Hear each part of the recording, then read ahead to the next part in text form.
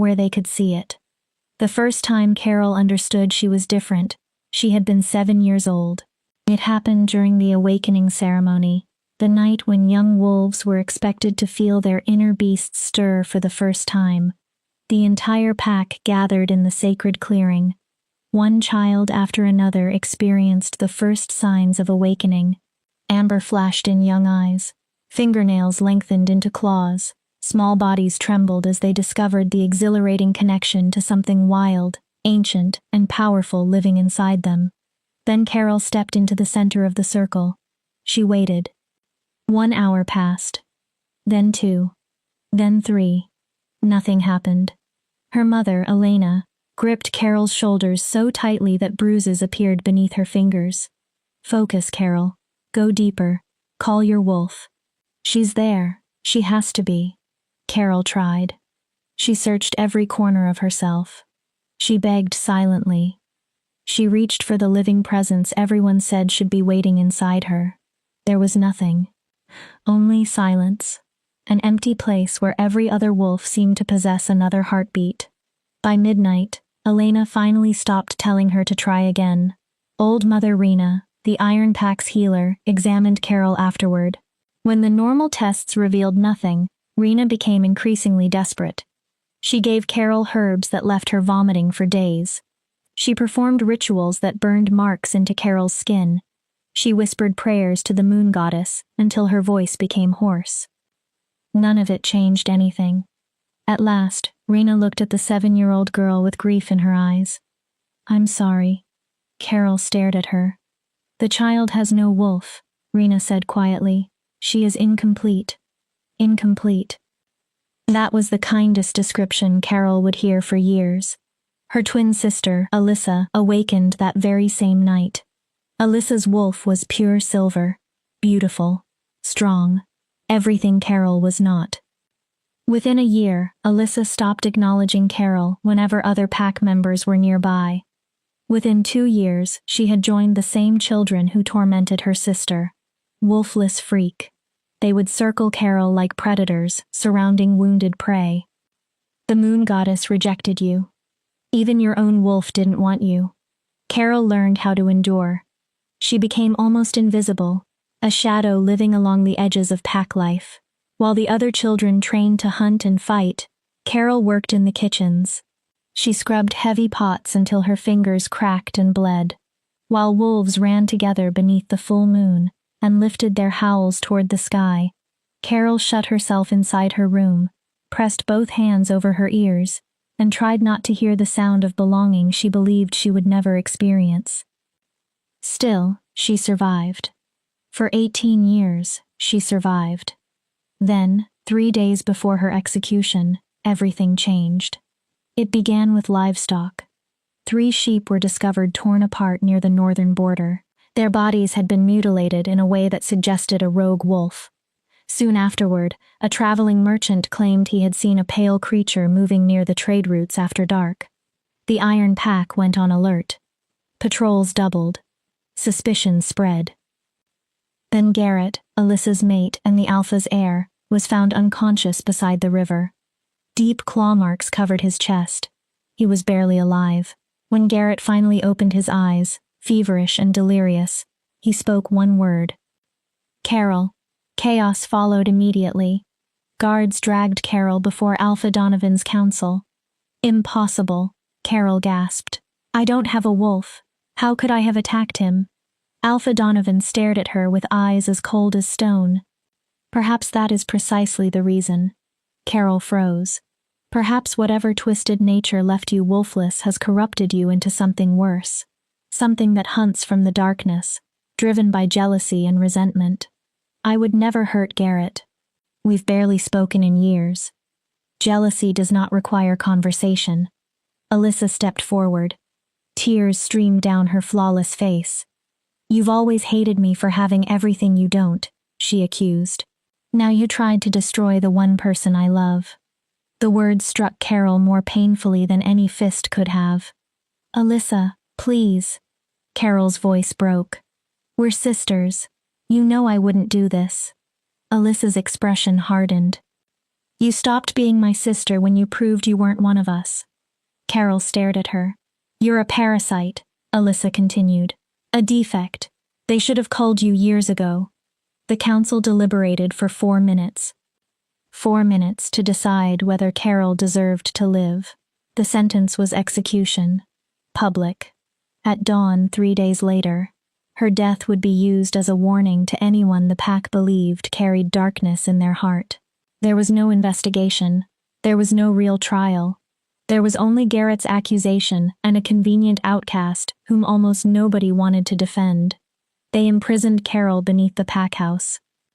The dungeon walls were made of stone thick enough to swallow sound.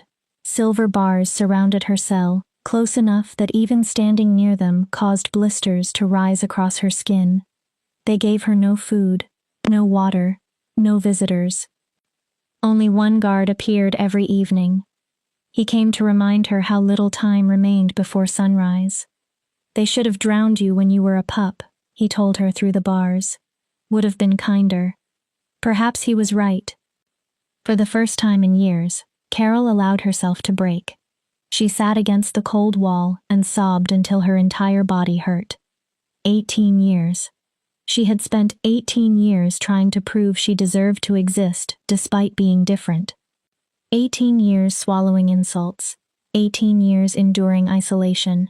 18 years working twice as hard for half the respect. And this was what waited at the end of it. Death. Alone. Condemned for something she had not done. Killed by the only family she had ever known. Carol lifted her face toward the darkness. Moon goddess, she whispered. Her throat felt raw. If you're real, if you ever cared about me, please tell me why. Nothing answered. Why did you make me like this? Why give me a life if all you wanted was for me to suffer? Silence. The same silence that had followed every prayer she had ever offered. The guards came when the sky began to brighten. 6 of them. 6 armed wolves for one powerless girl. They bound her wrists again and dragged her from the dungeon. Carol passed the kitchens where she had spent countless hours working. She passed the training grounds she had watched from the edges. Then she passed her mother's room. The door remained closed. Elena had not visited the dungeon. She had not spoken in Carol's defense. She had not tried to stop the execution. Her own mother had chosen silence. Somehow, that hurt even more than the death sentence. The stone circle was already crowded. Hundreds had gathered to watch the wolfless girl finally disappear. Carol searched the crowd anyway. One friendly face. One person willing to question what was happening. She found none. Even old Mother Rena refused to meet her eyes. Pack members who had sometimes offered Carol a quiet meal or a gentle word now stared through her as though she were already dead. Only one wolf looked at her differently. Darius. Alpha Donovan's younger brother stood near the edge of the gathering. His silver eyes met Carol's for a brief moment. Something appeared there. Regret. Perhaps doubt. Then he looked away. It didn't matter. One wolf's hesitation could not save her.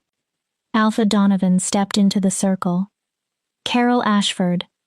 Carol forced herself to listen. You stand accused of the highest crime our kind can commit, existing without the blessing of the moon goddess. You are wolfless. You are broken. And broken things have no place in the Iron Pack. I'm innocent, Carol said. She hated the tremor in her voice. I never attacked Garrett. I have never hurt anyone. Alyssa moved forward. Your existence hurts all of us. Carol stared at her sister. Alyssa played her role perfectly. The grieving mate, the loyal pack member, the sister who had supposedly endured enough. You remind everyone that even the moon goddess can make mistakes, Alyssa said. That our bloodlines can produce failures. A murmur traveled through the crowd. Carol looked toward Elena. Mom. Her mother's face remained blank. You know me. You raised me. Tell them I couldn't have done this. Elena said nothing. Alpha Donovan raised his voice. The sentence is death by silver blade through the heart, as tradition requires for traitors and rogues. He looked directly at Carol. Do you have any final words? Carol lifted her eyes toward the blood-colored sky. Something inside her shifted, not breaking, opening, like a locked door somewhere deep inside her had suddenly moved for the first time. I forgive you, Carol said. The clearing became still. All of you. She slowly looked around the circle. For convincing me I was worthless, for teaching me to hate myself, for deciding I didn't deserve to live because I wasn't what you considered normal. Then she faced Alyssa. I forgive you most of all, sister. Alyssa's expression changed. Because you'll have to remember this moment for the rest of your life. Carol swallowed. And I won't. For 1 second, guilt, or perhaps shame, flashed across Alyssa's face. Then it disappeared. Alpha Donovan turned toward the executioner. Execute her. Now. Thorne stepped forward. He was enormous, even in human form. In his hands was a silver blade that caught the crimson light of dawn. He moved behind Carol. The weapon rose above his head. Carol closed her eyes. At least it would happen quickly. At least the pain would finally. The blade fell. Something inside Carol screamed. Chapter 2. The Awakening. The blade never touched her. One moment, Carol waited for silver to pierce her heart. The next, the entire world vanished beneath an explosion of white light. It was so bright that thought itself disappeared. Power erupted from somewhere deep inside her. Not the hollow silence she had known for 18 years. This was an inferno. Lightning, starlight, 1,000 storms trapped inside one body and suddenly released. Carol's eyes flew open.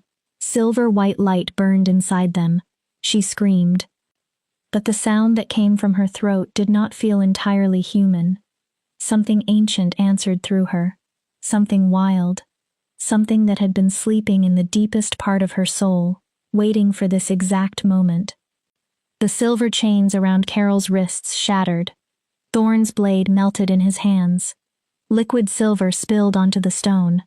The executioner stumbled backward, terror replacing every trace of confidence. Then Carol's body began to transform. Bones cracked and reformed. Her skin rippled. White fur burst across her body. Not ordinary white fur, but fur that seemed to glow from within. Her spine reshaped. Her face lengthened. Silver bright teeth filled a powerful muzzle. The transformation lasted only seconds. To Carol, it felt endless. Every cell in her body seemed to rewrite itself. When the light finally settled, Carol stood on 4 legs inside the execution circle. The entire iron pack recoiled. She was enormous, larger even than Alpha Donovan's wolf, nearly 6 feet tall at the shoulder. Pure white fur covered her massive body, threaded with silver markings that seemed to flow like liquid moonlight. Her eyes burned silver white, ancient, terrible, beautiful, but the most impossible sight hovered above her head. A perfect full moon, visible even beneath the light of dawn. An ancient manifestation described only in legends. The mark of a Luna wolf. Alpha Donovan's face lost all color. Impossible. Carol turned toward him. Luna wolves are extinct, he whispered. They disappeared centuries ago. Yet one stood directly in front of him, alive.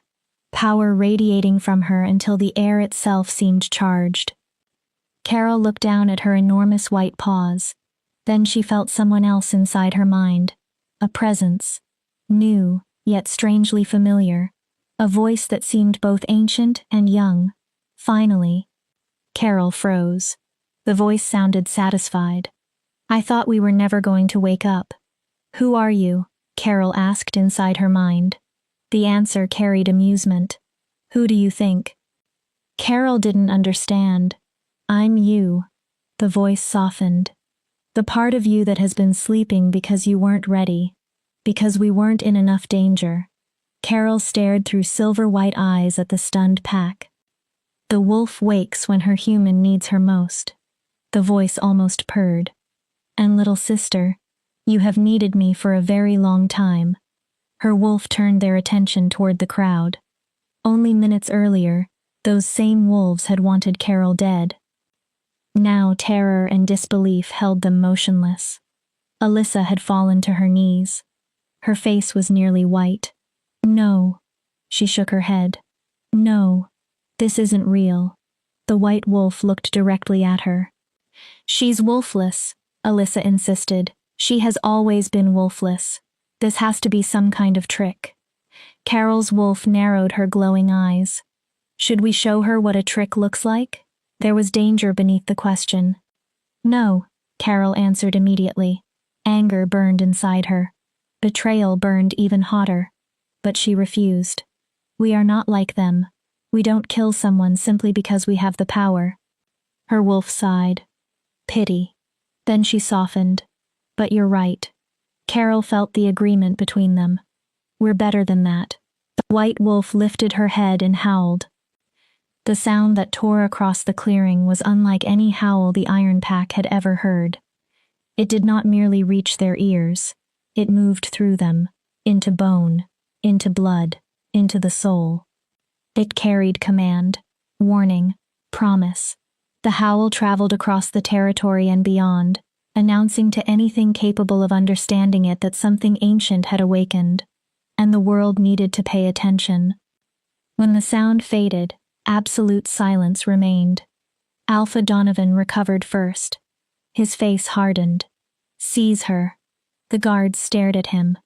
Whatever she is still a traitor. We can study this phenomenon after she is dead. Nobody moved. Every instinct inside the guards warned them not to approach the glowing white beast standing in the execution circle. Donovan's expression twisted with fury. I said seize her. His alpha command struck the clearing like a whip. Under normal circumstances, wolves of his pack would have been forced to obey. Carol felt the command touch her, then slide away. Nothing happened.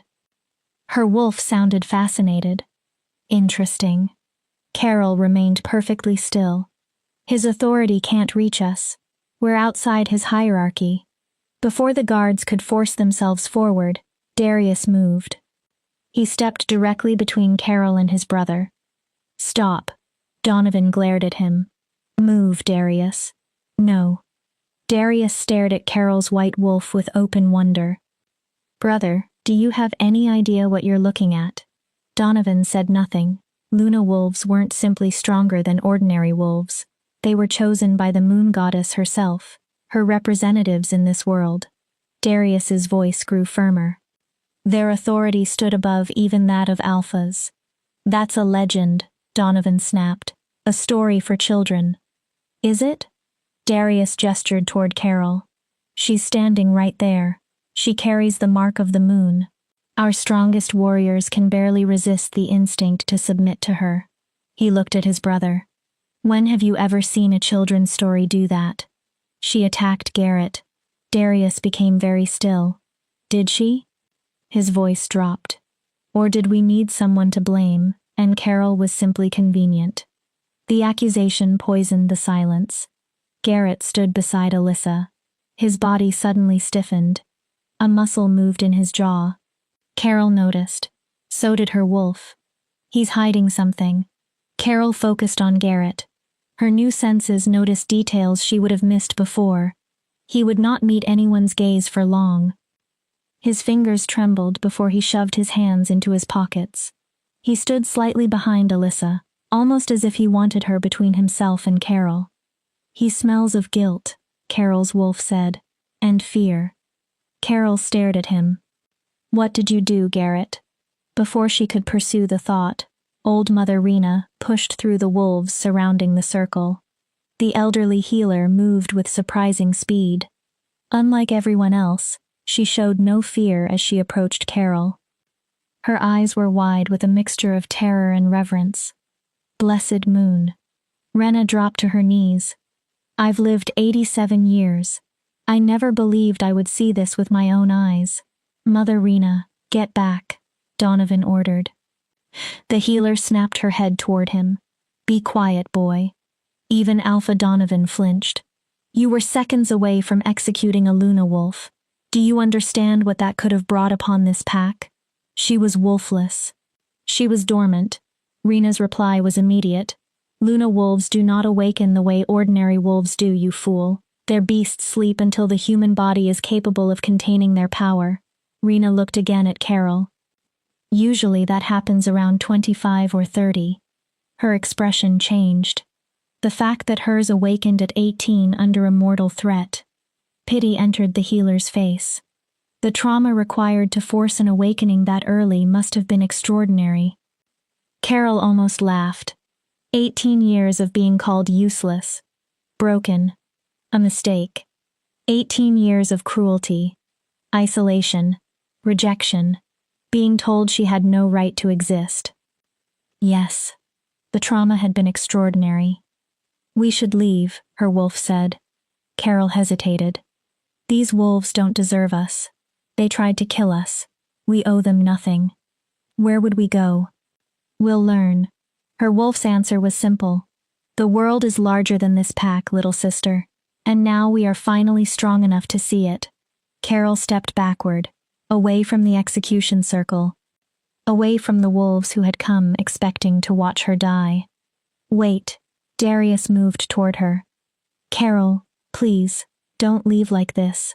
The pack owes you. Carol opened her mouth. Her wolf spoke aloud.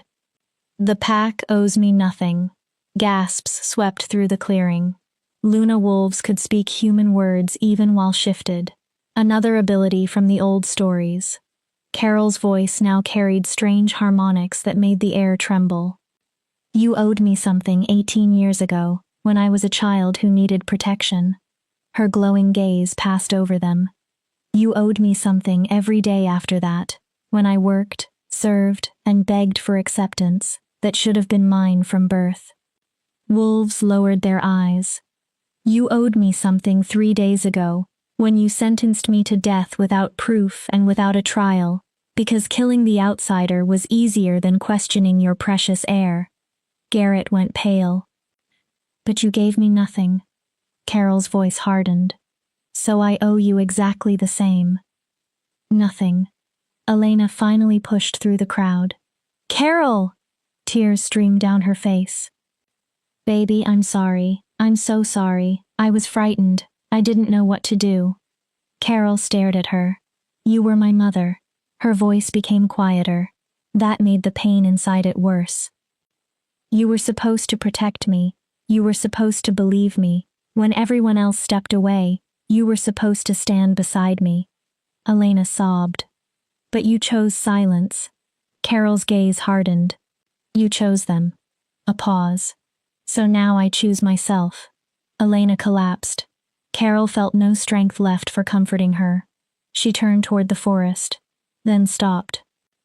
A stranger stood at the edge of the clearing. Nobody had noticed him arrive during the chaos. But now that Carol saw him, she could not understand how anyone had missed him. Power rolled from the man, so much that Alpha Donovan suddenly seemed weak by comparison. He was tall and broad-shouldered. Midnight black hair framed a hard, striking face. His eyes shone gold, the unmistakable mark of a powerful alpha in his prime. Dust covered his traveling clothes. He stared at Carol with absolute shock. Blessed moon, he whispered. The prophecy was true. Donovan immediately turned toward him. Who are you? His voice no longer carried the confidence it had before. The stranger's presence affected every wolf around him. Even Iron Pack warriors fought an instinctive urge to expose their throats. The man never took his golden eyes from Carol. Rowan Blackthorn. He took one step forward. Alpha of the Northern Territories. Then his words changed everything again. And I have been searching for her for 3 years. Carol's wolf tensed. After everything she had survived, she had no intention of walking blindly into another trap. Easy, Carol warned her wolf internally. Let's hear him first. The white wolf stared at Rowan. You were searching for me? Yes. Why? Relief softened Rowan's eyes. Because 3 years ago, the moon goddess appeared to me in a vision. The clearing went silent. She told me the last Luna wolf would awaken during my lifetime. She told me that my pack's survival, and possibly the survival of all wolfkind would depend on finding her. Rowan raised his hands, showing he meant no threat. She said the Luna wolf would be broken before becoming whole, rejected before being accepted, that she would rise from an execution and become one of the most powerful wolves in generations. Carol listened carefully. Rowan lowered his voice. She also told me that when I found you, I was to offer what no one else ever had. He looked directly at her. A choice. Then Rowan Blackthorn lowered himself onto one knee before her. He bowed his head. Carol Ashford, Luna Wolf blessed by the Moon Goddess, I offer you sanctuary in the Northern Territories. Carol did not move. Not beneath me, Rowan continued. Beside me, not as a subordinate, but as an equal, not simply as another pack member, but as a partner in protecting our kind from what is coming. Darius frowned. What is coming? Rowan rose. His expression became grim. Rogues are organizing. Hunters have developed weapons capable of killing wolves despite our healing. He paused. And something older is waking. An uneasy murmur moved through the Iron Pack. 3 packs near our borders have gone completely silent during the last 6 months. Carol's ears turned toward him. Every wolf vanished. No bodies, no survivors. The clearing grew colder. The prophecy says a Luna wolf is the only one capable of standing against what is coming. Rowan looked at Carol. I don't know exactly what that means. His voice softened. But I do know you deserve more than what this pack gave you. I'm offering you the chance to discover what you are somewhere that will not punish you for existing. Carol and her wolf considered the choice together. It could be a trap, Carol thought. Maybe, her wolf agreed. Then the wolf looked mentally toward the Iron Pack. But staying here is definitely one. Carol almost smiled. At least if we leave with him, we choose our own danger. Do you think we can trust him? Her wolf answered after a moment. I think we can trust ourselves. Carol looked again at her massive paws. We aren't the frightened girl they chained to that stone anymore. Her wolf's pride warmed her. We're a Luna wolf. Whatever comes next, we can face it. Carol turned toward the wolves who had raised her. Her mother remained on the ground, crying. Alyssa stared at her with a bloodless face. Donovan struggled to contain his fury. Darius looked torn. They had raised her, rejected her, broken her, and tried to kill her. But they no longer owned her. Carol faced Rowan. I accept. Her layered voice rang across the clearing. I'll go to the Northern Territories. I'll learn what I am, and I'll face whatever darkness is coming.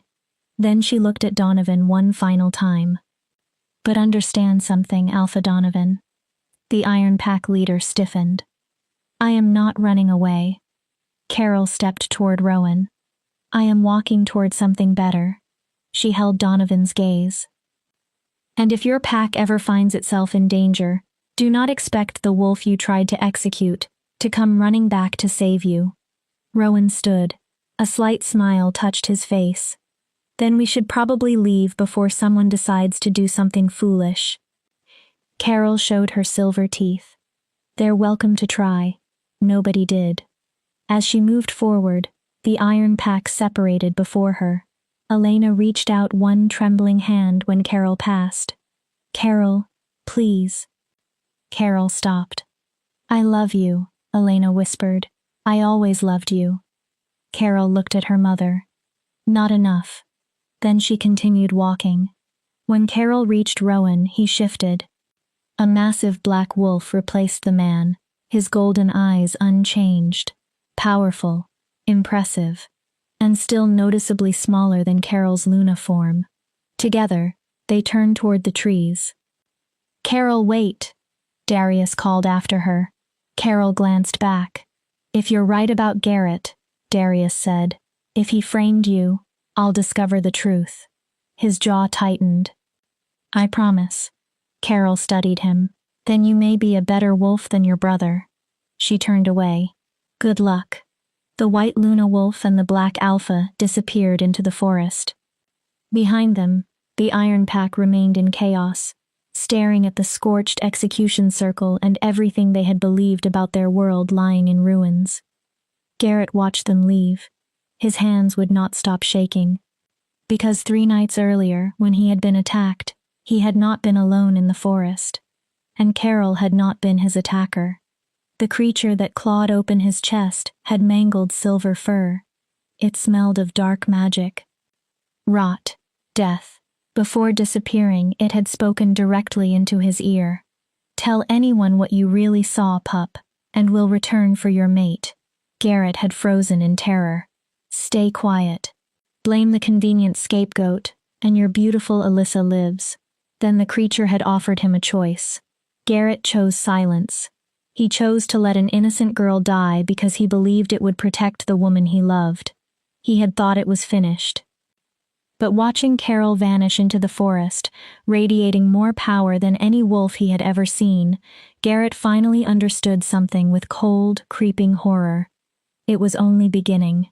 Whatever lived in that darkness had wanted Carol dead before she awakened. It had failed. Now, for the first time in 300 years, a Luna wolf walked the earth. And a powerful alpha who believed in prophecies walked beside her. Garrett closed his eyes. He prayed that when the darkness finally came, Carol would somehow forget what the Iron Pack had done to her. Deep inside, he already knew she would not. Chapter 3. The Northern Territories. Carol and Rowan ran for 3 days. Not because they were fleeing. Carol barely felt exhaustion in her newly awakened Luna form. They ran because the wilderness called to something inside her, and for the first time in her life, she was free to answer. Rowan guided her through lands Carol had never seen. They raced beneath ancient trees so dense that sunlight barely reached the forest floor. They crossed clear rivers, leaped ravines that would have terrified Carol in human form, climbed mountains that seemed to touch the sky. Her wolf loved every second. This is what they took from us, she whispered inside Carol's mind as they reached another ridge. Wind carried the scent of pine, stone, and open wilderness. 18 years of this, running, hunting, living. We're living now, Carol answered. Her wolf agreed fiercely. They stopped only when necessary to rest and hunt. Carol quickly discovered that hunting felt as natural as breathing. Her senses were astonishing.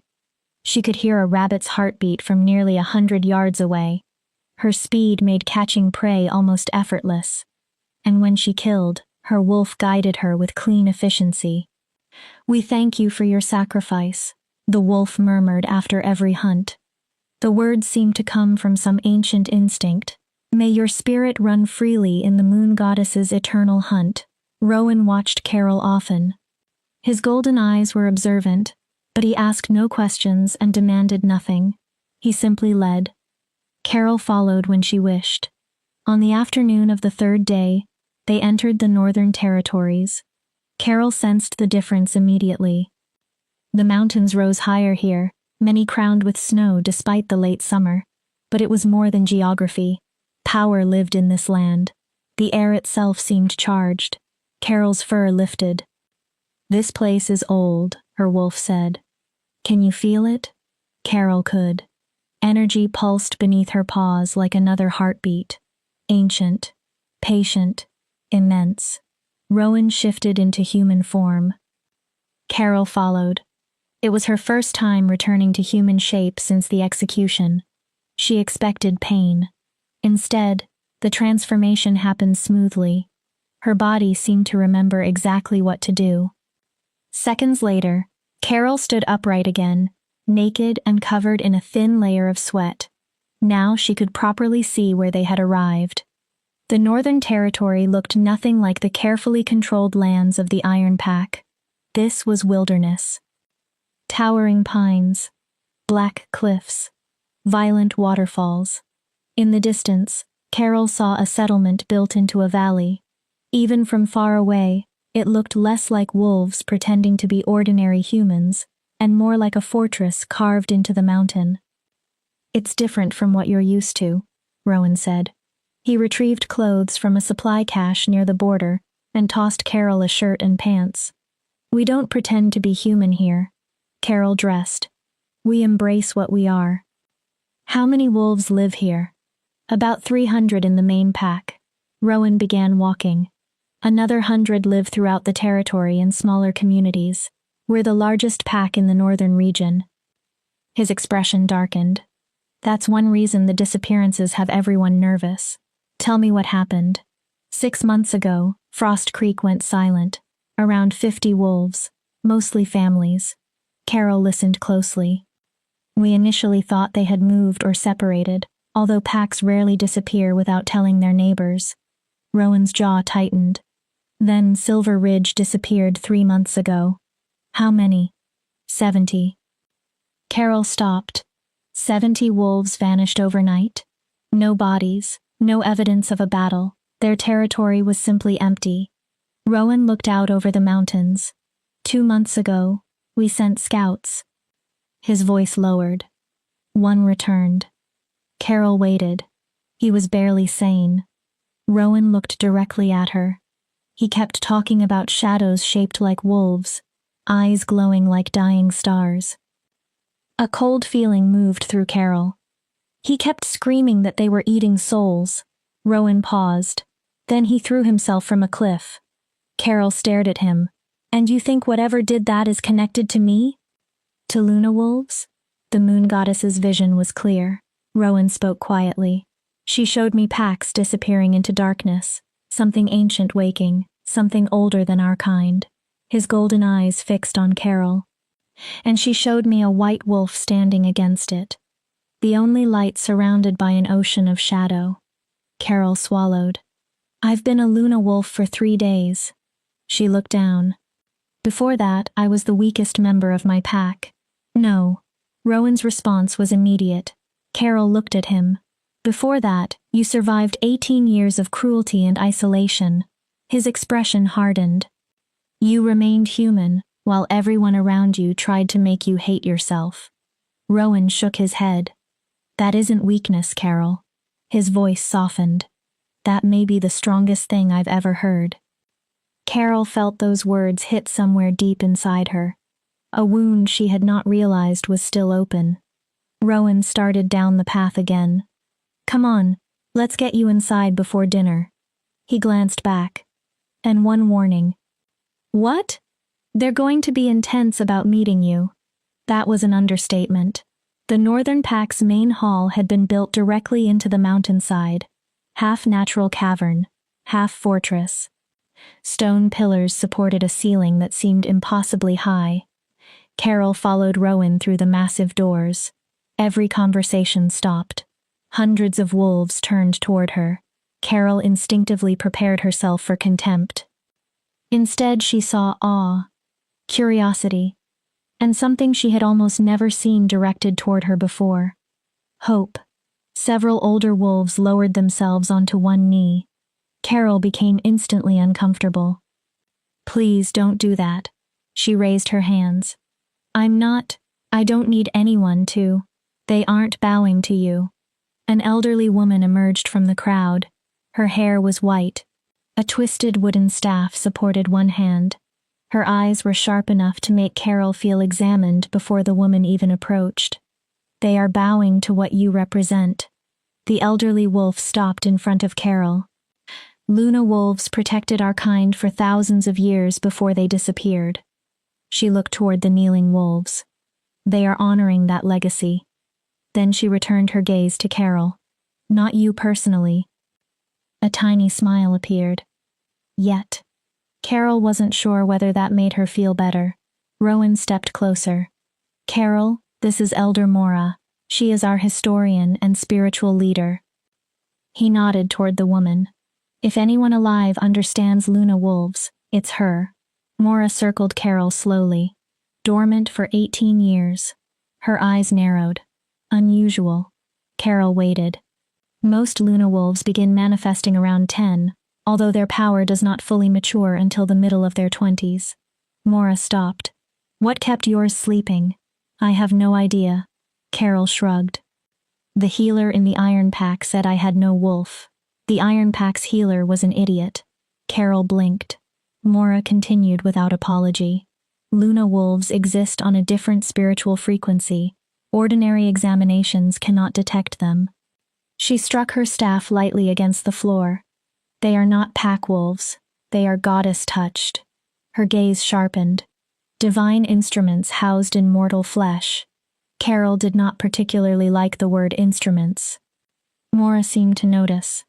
The more important question is why your wolf awakened during an execution. Why is that strange? Luna wolves usually awaken gradually through meditation or intense spiritual connection. Mora's expression darkened. Violent emergencies generally kill the human host before the wolf can surface. Carol gave a dry smile. Maybe I'm more stubborn than most hosts. For a second, amusement appeared on Mora's face. Perhaps. Then the elder grew serious again. Or perhaps the moon goddess decided you had suffered enough. Carol almost laughed bitterly. The goddess works in ways we rarely understand, Mora continued, but cruelty without purpose is not her habit. Could have fooled me, Carol thought. Her wolf stirred. She gave us power when we needed it most. Carol listened. She let us survive until our body could contain me. The wolf sounded defensive of the goddess. That isn't cruelty. What is it? Strategy. Before Carol could argue, the crowd shifted. A copper-haired girl pushed through. She looked around 16, with freckles scattered across her cheeks. Is it true you glowed? Carol stared. The girl barely paused for breath.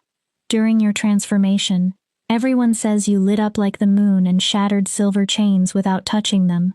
Sarah. Rowan gave the girl a warning look. Manners. Carol surprised herself by smiling. It's fine. Sarah's enthusiasm felt refreshing after prophecies and executions. Yes, I glowed. And yes, the chains shattered. Carol glanced at Mora. I'm still not sure whether that was me, my wolf, or both of us. The Luna blessing, Mora explained. Silver cannot harm you the way it harms ordinary wolves. Carol frowned. Why? Your presence sanctifies it. Silver changes around Luna energy. Against you, it becomes harmless. Mora paused. That is only one of the abilities you may develop. Carol immediately looked wary. How many are we talking about? Mora became serious. Historical Luna wolves could heal fatal wounds through their presence. Carol stared. They could communicate across enormous distances through moonlight, sense corruption in wolves, command lesser beasts, enter dreams. Mora held Carol's gaze, and during moments of extreme need, they could channel the moon goddess's power directly. Carol felt her wolf listening just as closely.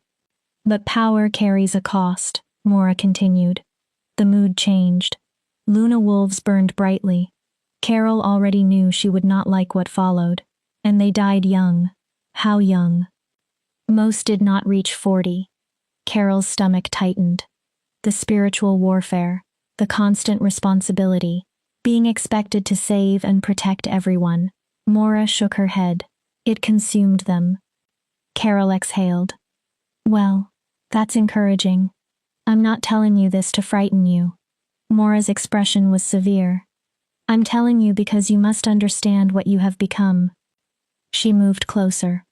You are not simply a powerful young wolf. Carol waited. You are a weapon, created by the moon goddess, to fight enemies ordinary wolves cannot even perceive. The word weapon landed heavily. And weapons, no matter how beautiful, exist because someone intends to use them. Carol's wolf spoke quietly inside her. She's right. Carol remained silent. I can feel it. We were made for battle. The wolf sounded almost awed. This isn't only power. What is it? Purpose. Carol hated how much the answer affected her. I never asked for a purpose. No one asks to be chosen. Her wolf softened. But we can accept what we are, or spend our life running from it. A pause. We've already spent enough time running. Rowan seemed to notice Carol's growing discomfort. Mora. The elder looked toward him. She has been traveling for 3 days. History can wait until she eats and sleeps. Mora considered that. Fine. Then she looked directly at Carol. But training begins tomorrow. Carol nodded.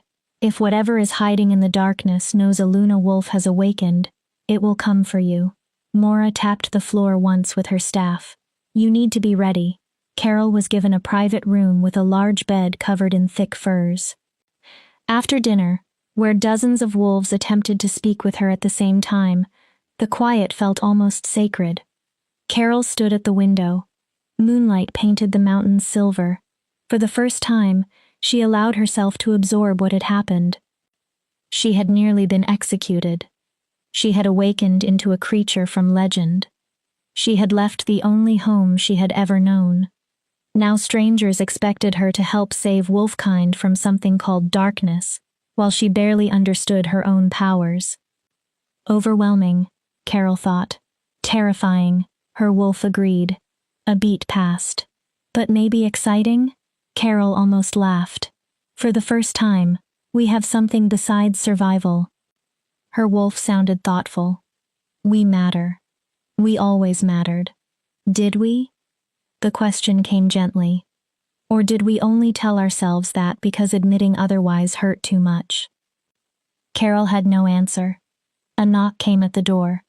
She opened it. Rowan stood outside carrying 2 steaming cups.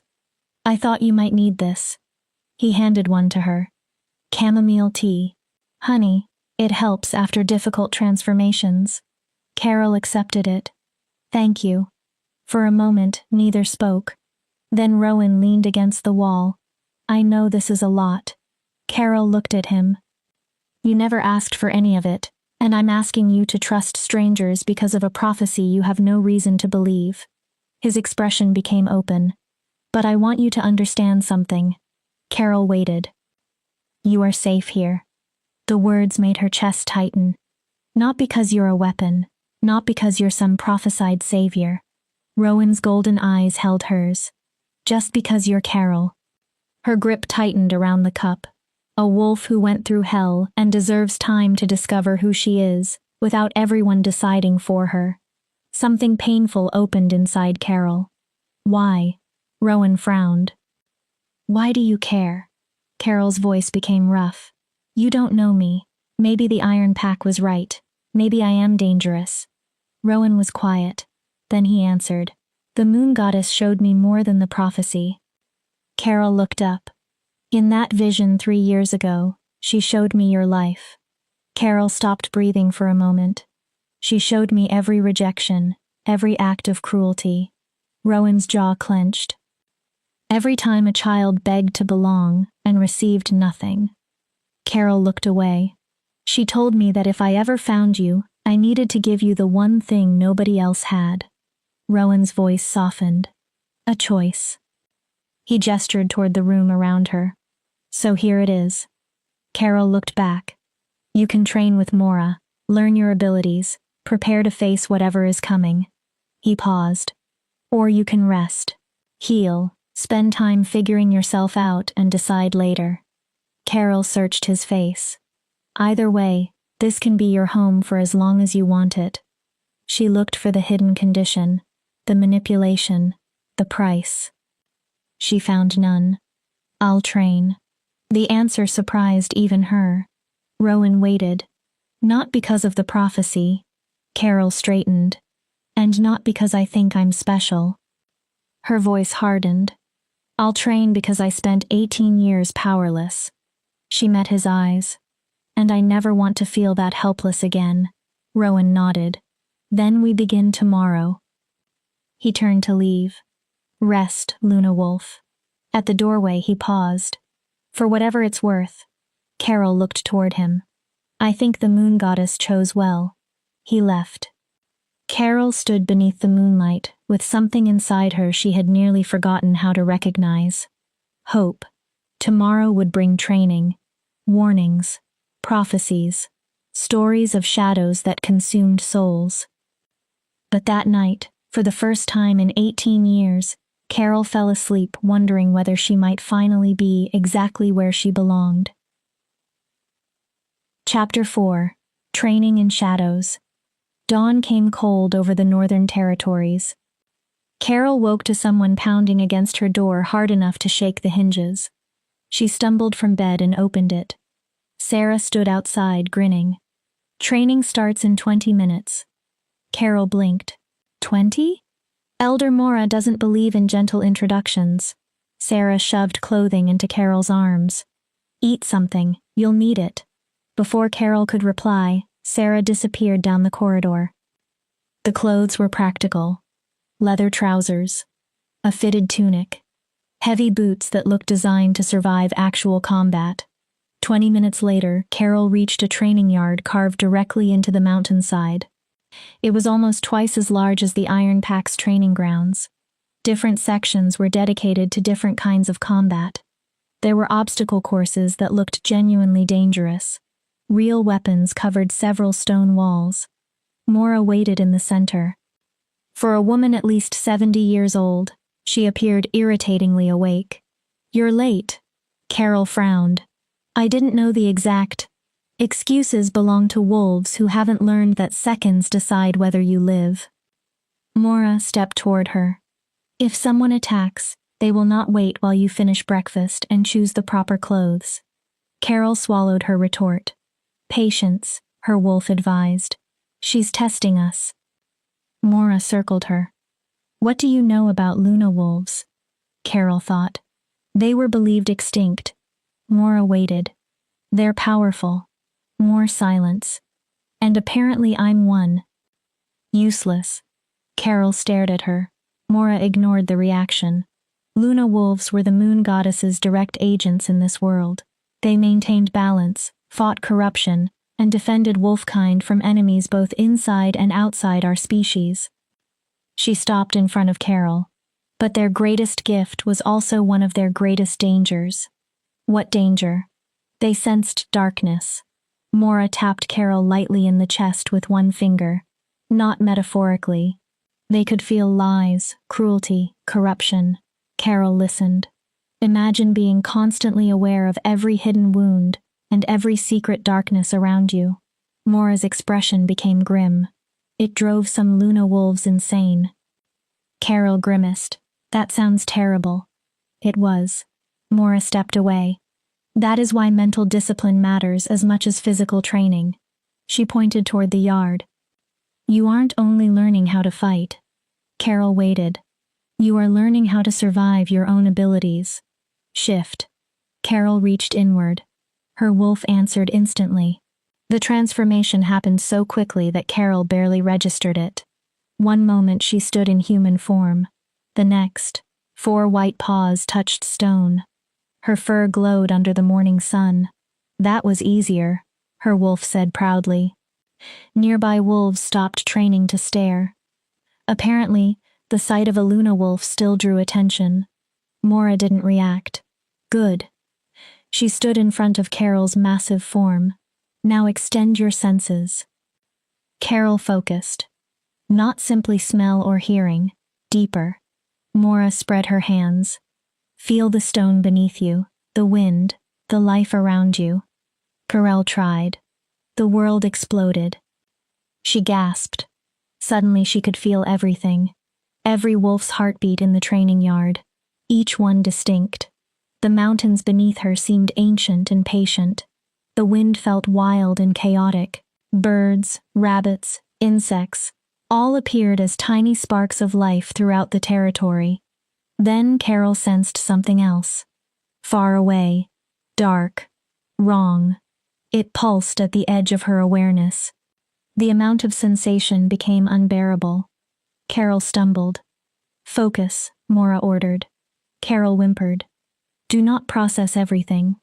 The elder pointed at herself. "Choose one presence. Lock onto it." Carol reached for Mora. The elder's life force burned strongly despite her age. Steady. Controlled. Carol concentrated on that single energy until the rest of the world faded into manageable background noise. "Better." Mora watched her. "What do you feel from me?" Carol studied the energy. Strength. Mora nodded. Wisdom. And? Carol hesitated. Sadness. Something flickered across Mora's face. Old sadness. Carol focused, like an injury that closed but never healed properly. For the first time, the elder looked genuinely affected. Luna wolves see truth. Her voice softened. My mate died 40 years ago defending this pack from rogues. Carol remained still. I've carried that grief like another skin ever since. Mora straightened. Most wolves never saw it. She looked directly into Carol's glowing eyes. You saw it within seconds. The elder's emotional walls returned. That is your gift. A pause. And your curse. Mora moved away. You will see pain, darkness, secrets. Carol listened. And you will have to decide what you do with that knowledge. Mora's gaze became severe. Use it wisely. She struck the ground with her staff, or it will consume you. They trained for 6 hours. Mora forced Carol through one exercise after another, filtering her senses. Shifting rapidly between forms. Controlling Luna energy rather than letting it constantly radiate from her. By midday, Carol felt destroyed. Her muscles burned. Her mind felt scraped raw. Enough, Mora finally said. Carol almost collapsed with relief. Tomorrow we begin combat applications. Carol shifted back into human form, then immediately dropped onto the ground. A voice came from above her. You did well. She looked up. Rowan approached carrying water. Most wolves would have collapsed during the first hour. Carol accepted the water skin. I'm considering collapsing now. That's normal. Rowan sat beside her. Luna power doesn't only consume physical strength. Carol drank. It drains spiritual reserves as well. Your body will adjust, but not immediately. His tone changed. There's something you need to know. Carol lowered the water. We received a report this morning. Something in Rowan's expression warned her. Another pack disappeared. Carol went still. Mountain Ridge. How many? 37. Rowan's jaw tightened. 12 were children. Carol's exhaustion vanished beneath cold dread. When? 3 nights ago. Rowan looked over the valley. Same pattern. No bodies, no signs of fighting. He faced Carol. That makes 4 packs in 6 months. Do you know what is doing this? Rowan hesitated. The scout who returned from the first investigation said something else before he died. Carol waited. Mora didn't want the information spreading until we knew more. What did he say? That the shadows smelled like decay. Rowan's expression hardened. And ancient hatred. Carol felt cold despite the sun. He said they moved like wolves but weren't wolves. Rowan's voice dropped. Like something wearing a wolf's skin. What could do that? I don't know. He looked toward the main hall. But Mora found references in old texts. To what? Something called devourers. Before Carol could ask more, Sarah hurried into the yard. Carol! She practically vibrated with enthusiasm. A few of us are hunting this afternoon. Nothing dangerous. Rabbits, maybe deer for dinner. Sarah grinned. Want to come? Carol looked at Rowan. He shrugged. It might help. Clear your head. Get to know everyone without prophecies and councils involved. Carol considered it. A hunt actually sounds good. Sarah beamed. Perfect. We leave in an hour. She rushed away. Rowan stood and offered Carol his hand. She accepted. Be careful. Carol looked at him. Even ordinary hunts can surprise you here. He lowered his voice. And keep your senses open. Carol's expression changed. If you feel anything unnatural, anything dark, run. Why does that sound like you aren't warning me about normal predators? Because I'm not. Rowan's face became grim. 4 packs didn't vanish through bad luck. He paused. Something is hunting wolves. His eyes held hers. And if it knows a Luna wolf has awakened, Rowan stopped. Carol understood the rest. An hour later, she joined 5 wolves at the forest's edge. Sarah, 2 young males named Finn and Dax, 2 females named River and Ash. All were around their early 20s. Unlike Carol's first days in the north, they treated the outing like an adventure. Finn grinned at her, ready to discover what that legendary wolf can actually do. He had dark hair, broad shoulders, and the confidence of someone who had rarely lost a challenge. Carol's wolf liked him immediately. "Try keeping up." They shifted. Then they plunged into the forest. Hunting with wolves who actually wanted Carol beside them felt almost unreal. They moved like a single living organism. Sarah scouted ahead, fast and agile. Finn and Dax provided strength. River and Ash controlled positioning and strategy, and Carol discovered she brought something entirely different. Her Luna senses painted the forest in ways the others could not perceive. She sensed prey hundreds of yards away. Fear left trails she could follow almost like physical paths. Within minutes, she located deer grazing near a stream. There, Carol projected the thought instinctively. Every wolf heard her. She almost stumbled. Apparently, Luna wolves could communicate telepathically. Sarah's amused voice entered her mind. Show off. But there was admiration behind the teasing. They organized around the herd.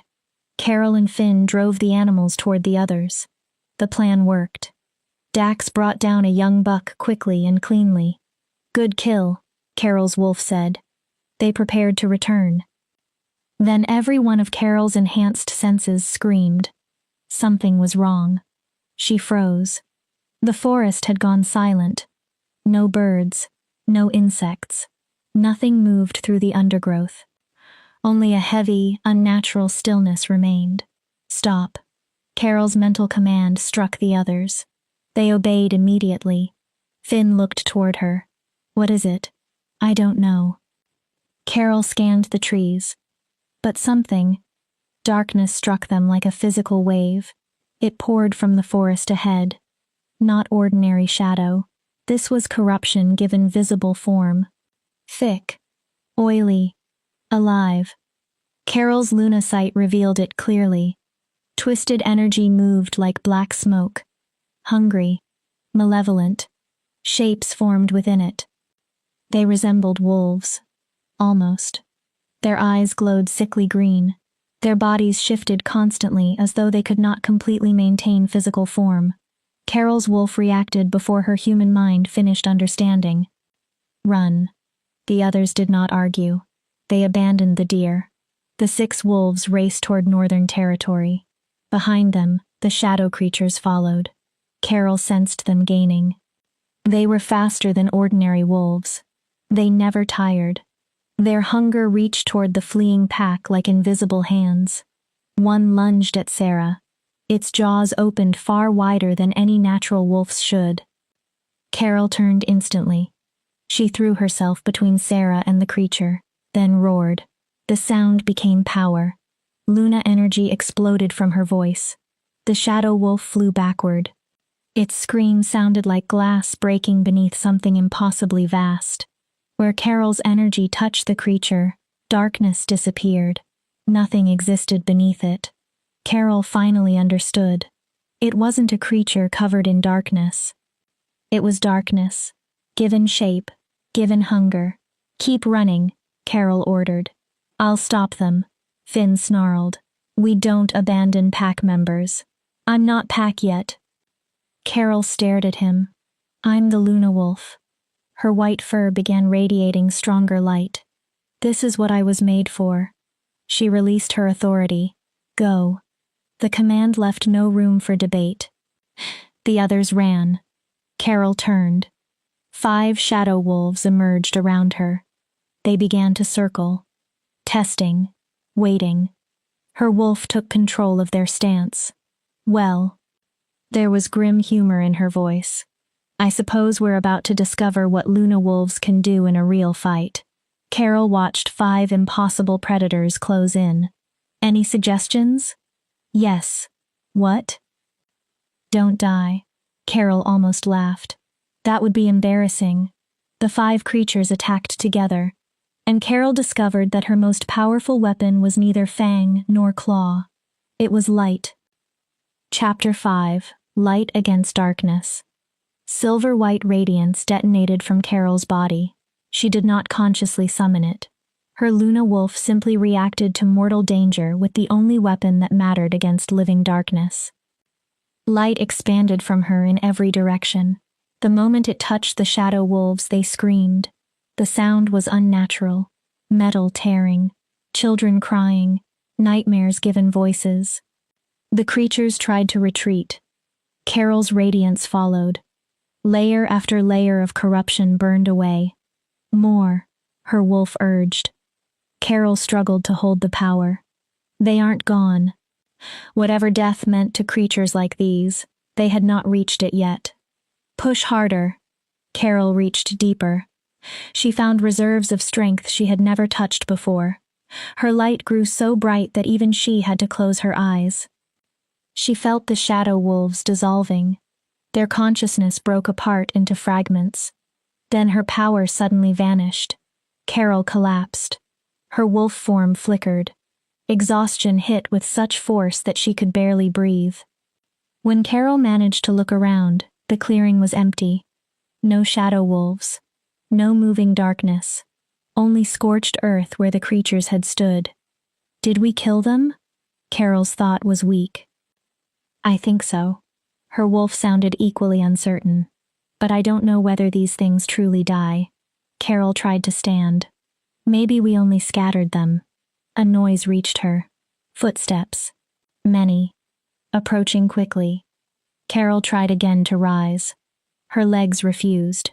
She had burned through power reserves her body had barely begun developing.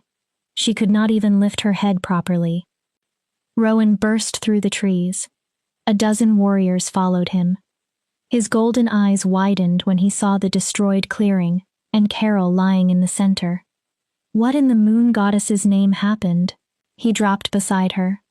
Shadow wolves. Carol projected the words telepathically. 5. Rowan's face changed. They followed us. I stayed behind while the others escaped. You fought devourers? Carol stared. Devourers. That's what Mora found in the old writings. Fear entered Rowan's voice. Ancient beings made of corruption. They consume wolf souls. Carol looked toward the blackened ground. They're responsible for the missing packs. Rowan's hands trembled as he checked Carol for wounds.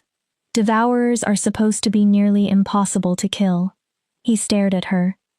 Even Luna wolves in the old stories could only force them away. Carol closed her eyes.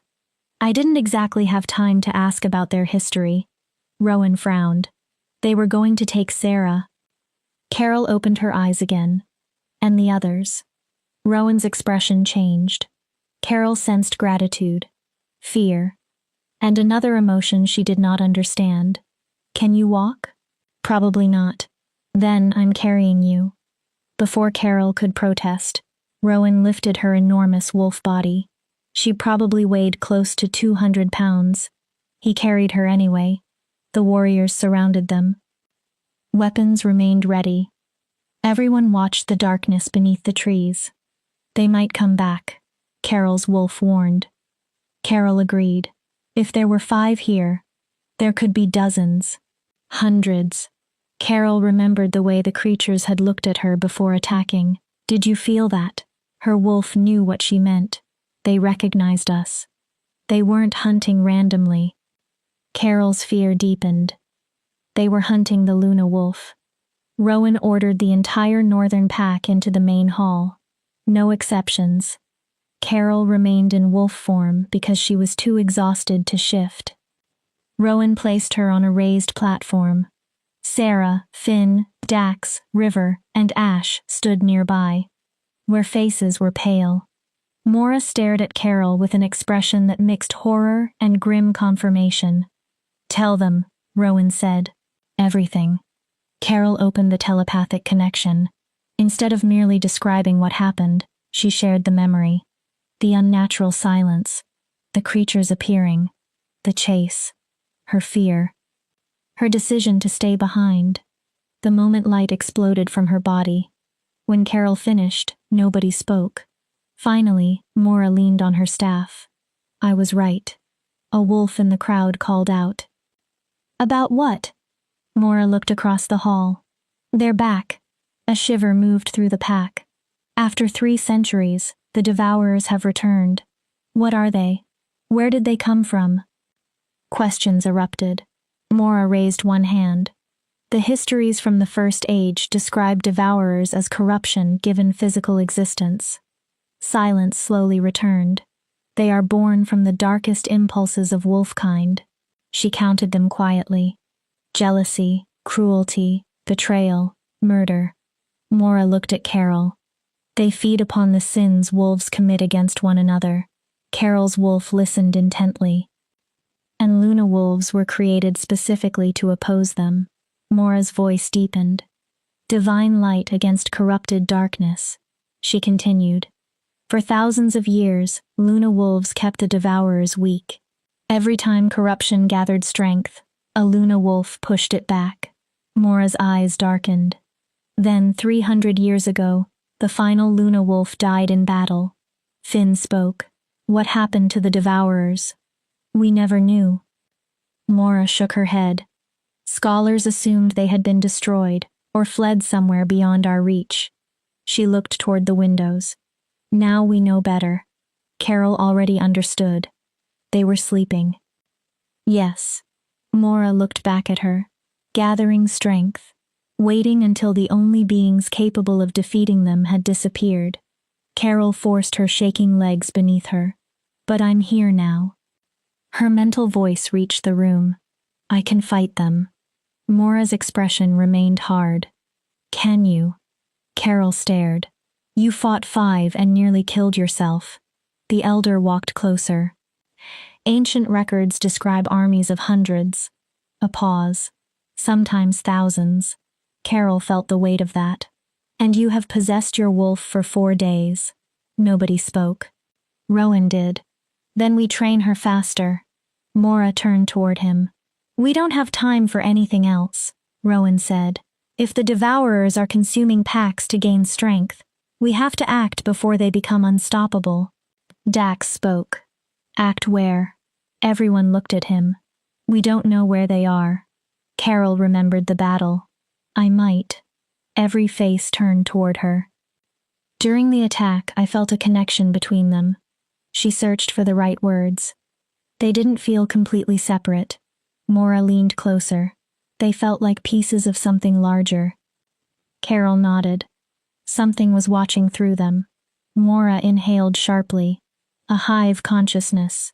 What? The old texts mention it. Mora's grip tightened around her staff. All Devourers are connected to the original one. Carol felt cold.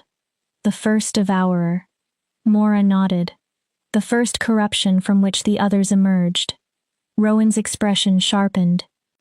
If we destroy the original, the spawn may die with it, Mora finished. In theory. And the first Devourer would be more powerful than anything Carol has faced. Carol finished the thought. It would take a Luna wolf. Mora looked at her. Carol finally understood why the prophecy existed. That's why the moon goddess warned Rowan. Her voice became quieter. That's why my wolf awakened now. Her wolf shifted inside her. Carol felt realization settle over her. 18 years, the cruelty, isolation, survival. Had all of it prepared her? She had thought herself abandoned.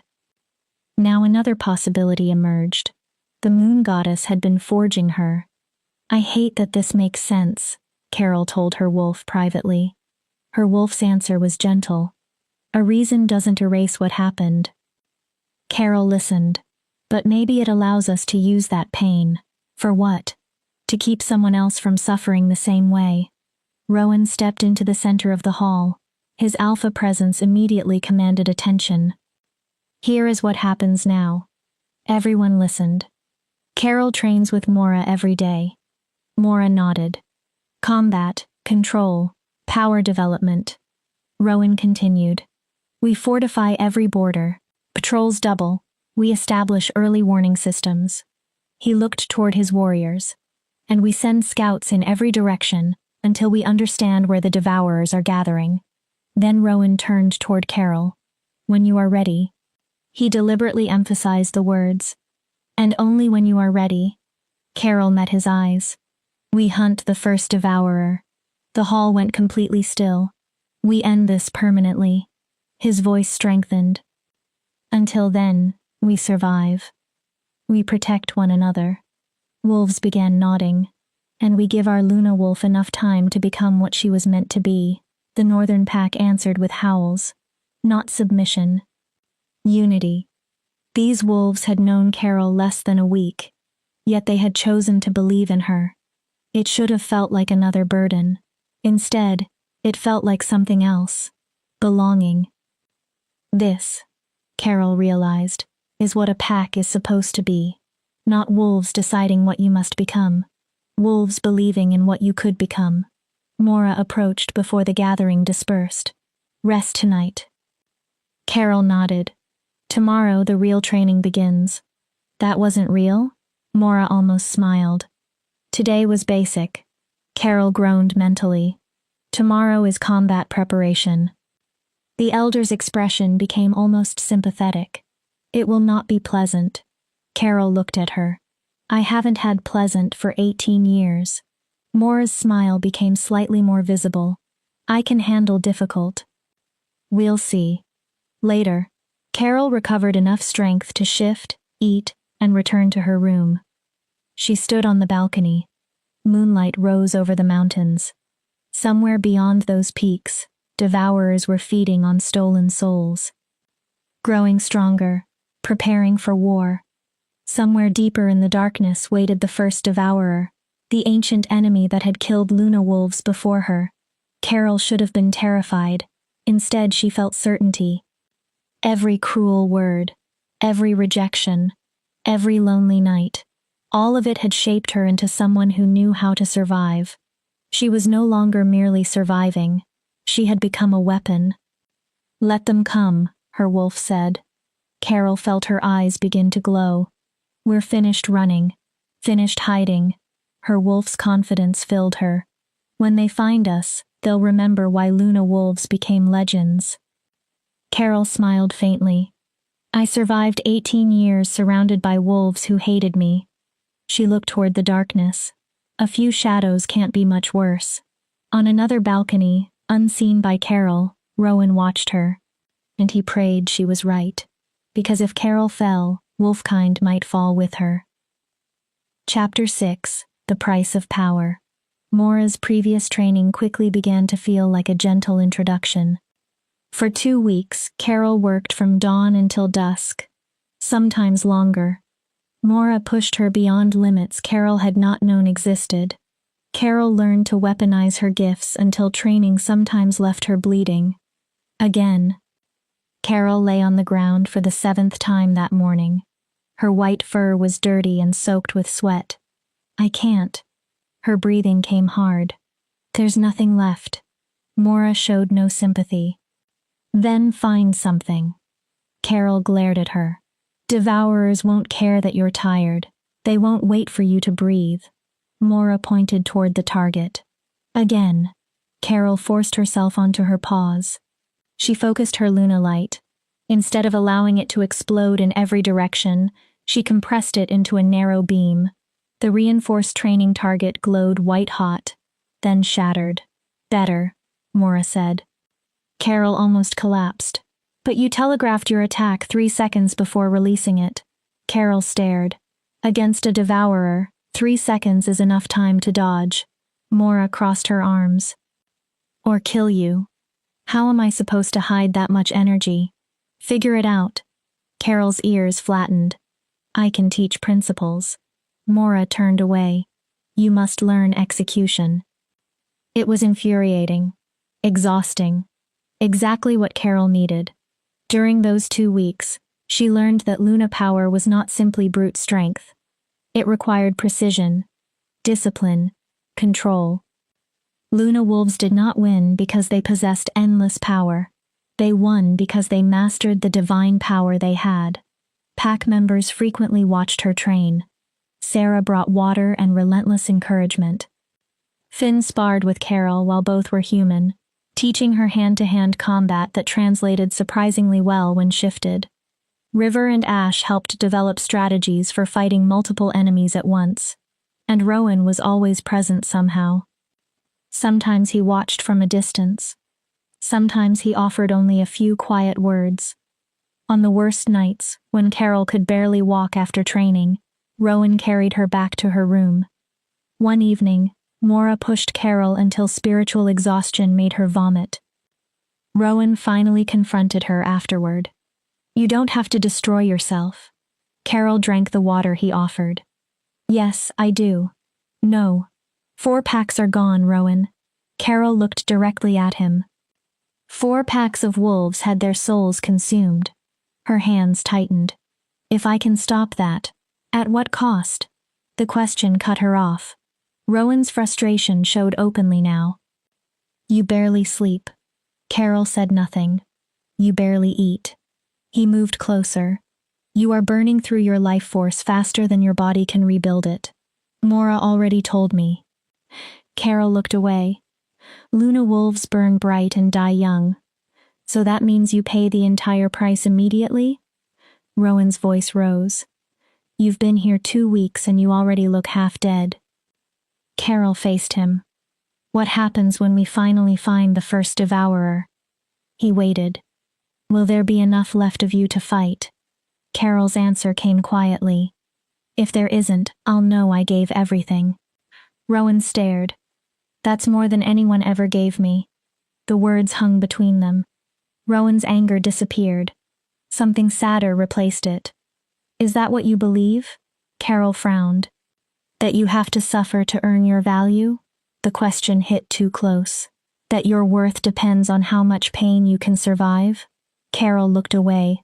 "I spent 18 years as the weakest wolf in my pack." Her voice became careful. "I know what it feels like to be useless. You were never to be tolerated," Carol continued. "Protected because everyone thinks you're helpless. Pitied." She looked back at him. "I would rather burn out as something powerful than live a long life as something weak." Rowan's reaction was immediate. "You were never weak." The intensity in his voice stopped her. "You survived 18 years of systematic cruelty." Carol stared. "And somehow you kept your compassion." Rowan stepped closer. "Your sense of justice." Another step. "Your ability to forgive." His golden eyes held hers. "That is not weakness, Carol." For a moment, she forgot how to breathe. "That is one of the strongest things I have ever witnessed." Nobody had ever spoken to her like that. Nobody had ever looked beyond the wolfless girl and seen the person who had survived beneath the label. Carol stopped. She had no idea what to say. Rowan seemed suddenly aware of how much emotion had entered his words. He stood. "Rest." His tone became more controlled. "Tomorrow Mora wants to test your ability to sense devourers over long distances." He turned. "You'll need strength." Then he left. Carol remained alone. Her wolf spoke. "He sees us." Carol closed her eyes. "Really sees us." "Don't." Her wolf seemed amused. "We cannot afford distractions." "Why?" "We have a job." "And afterward?" Carol opened her eyes. "When the first devourer is gone, what happens then?" Carol did not answer. She wasn't convinced she would survive long enough for afterward to matter. On the 16th day, scouts returned. They had found Frost Creek, or what remained of it. Carol stood at the border of a territory that had once held 50 wolves. Her Luna senses immediately screamed danger. The land itself had become corrupted. Trees grew in twisted shapes. The creek ran black. Oil-like water moved between dead banks. Even breathing the air left the taste of decay and despair in Carol's mouth. "Stay together," Rowan ordered. 12 wolves had joined them. "Touch nothing." The group spread cautiously. "Do not drink from the water." His gaze passed over everyone. "If anyone feels cold, dread, or anything unnatural, signal immediately." Carol shifted and moved through the abandoned packhouse. Her Luna sight detected emotional echoes. Terror, confusion, wolves trying to resist something they could not understand, desperate final battles. They took everyone, her wolf whispered. Carol sensed it too. Warriors, children, elders. The wolf's voice became grim. Pregnant mothers. Inside the main hall, Carol found scratches cut into a wall. Not claw marks. Human fingernails. Someone had tried to leave a message in their final moments. Carol moved closer. 3 words. They wear our faces. Cold entered her bones. Rowan. She projected the message. You need to see this. He arrived almost immediately. His face hardened when he read the words. Devourers can copy wolves they consume. Carol remembered Mora mentioning it during training, knowing the theory had been different from standing in a dead packhouse and seeing the evidence. That's how they get inside, Rowan said. They kill a few wolves. Finn finished the thought. Copy them. And walk through the front gate. Dax looked around. Then any of us could be one. Suspicion spread immediately. Wolves began staring at one another. Hands moved toward weapons. Fear cracked their unity. Stop. Carol's Luna authority rolled through them. Everyone froze. Shift. Dax looked at her. Why? Devourers cannot perfectly copy wolf form. Carol remembered her lessons. They can wear human faces, but their shifted bodies still contain traces of corrupted energy. She looked around the group. I can see it. The idea carried risk. If a devourer was hiding among them, forcing it to shift might cause an immediate attack. They had no choice. One by one, every wolf transformed. Carol examined them. Rowan, Finn, Dax, the others. No corruption, no false energy. All clear. Relief moved through the group. We're clean. For now, Rowan said. His expression remained grim. When we return, we test the entire... A howl tore across the distance. Desperate. Terrified. Sarah's mental voice struck Carol's mind from far away. They're attacking. Carol's blood turned cold. The pack. Rowan went rigid. Hundreds of them. Sarah's voice broke beneath chaos. We can't. The connection disappeared. Rowan's face went white. We're 3 hours away at full speed. Carol was already running. Then we sprint. The others shifted and followed. They pushed beyond exhaustion. Beyond pain. Carol could have outrun every one of them with her Luna speed. She forced herself to remain with the group. Together was stronger. Please. She prayed as they ran. Moon Goddess, please let us reach them. But Carol already felt the darkness ahead. A massive concentration of corrupt energy. Like reality itself had been wounded. This was not an attack designed to frighten the northern pack. This was extermination. And inside that darkness, Carol finally sensed something else. A consciousness. Ancient. Vast. Malevolent. It controlled the other creatures. Her wolf knew immediately. The first devourer. They reached northern territory. Darkness covered everything. Buildings did not burn with flames. Shadow consumed them. Stone became ash. Corruption spread across the ground. Hundreds of devourers swarmed through the settlement.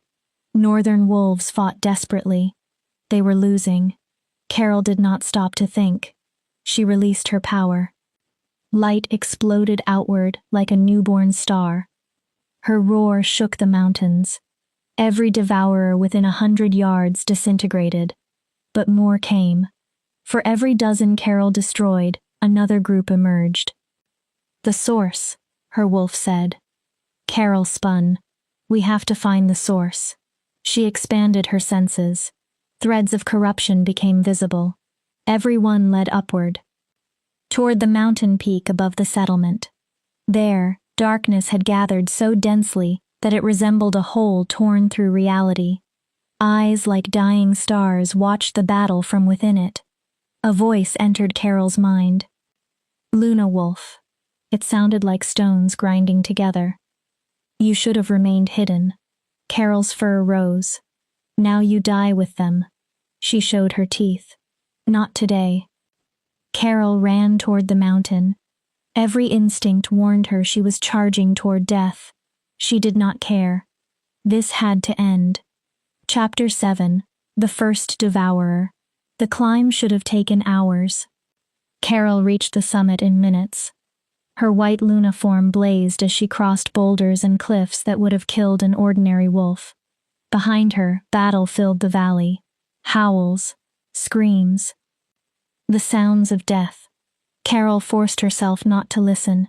If she thought about Sarah, River, Ash, Finn, Dax, or the hundreds fighting below, she would lose focus. And focus might be the only thing keeping her alive. The first devourer waited. At the summit, the darkness condensed. A massive shape emerged. 3 times Carol's size. It resembled a wolf only in the broadest sense. Its legs possessed too many joints. Its mouth contained too many teeth. Its eyes multiplied and divided as Carol watched. Its body was not merely dark. It was corruption itself. Every murderous impulse, every betrayal, every cruelty wolfkind had committed. All of it seemed to live inside one hungry form. So young. The creature's voice scraped across Carol's mind. The last Luna wolf fought me for 3 hours before I broke her. The many eyes focused on Carol. How long will you last, child? Carol lowered herself. Long enough. She attacked. Light covered her claws. Every strike tore silver-white wounds through the creature. The wounds closed instantly. Darkness flowed into the gaps like liquid. Then the devourer attacked. Shadow tendrils snapped toward Carol faster than she believed possible. One aimed for her throat. Another for her legs. Another for her muzzle. Carol dodged. Mostly. One wrapped around her shoulder. Pain exploded through her. Not merely physical pain. The darkness entered her. Despair followed it. Self-hatred. Memories. Voices from the Iron Pack filled her mind. Worthless. Broken. Mistake. Should have been drowned at birth. No! Carol's light erupted. The tendril burned away. The devourer laughed. Yes. Its voice filled her skull. I feed on suffering. The creature moved closer. And you? Carol felt it searching inside her. You are full of it. Images from 18 years appeared around her. Children mocking her. Alyssa ignoring her. Elena remaining silent. 18 years of rejection. The devourer almost sounded delighted. Isolation. Carol fought to focus. Pain. The creature knew everything. Every night she had cried alone. Every unanswered prayer.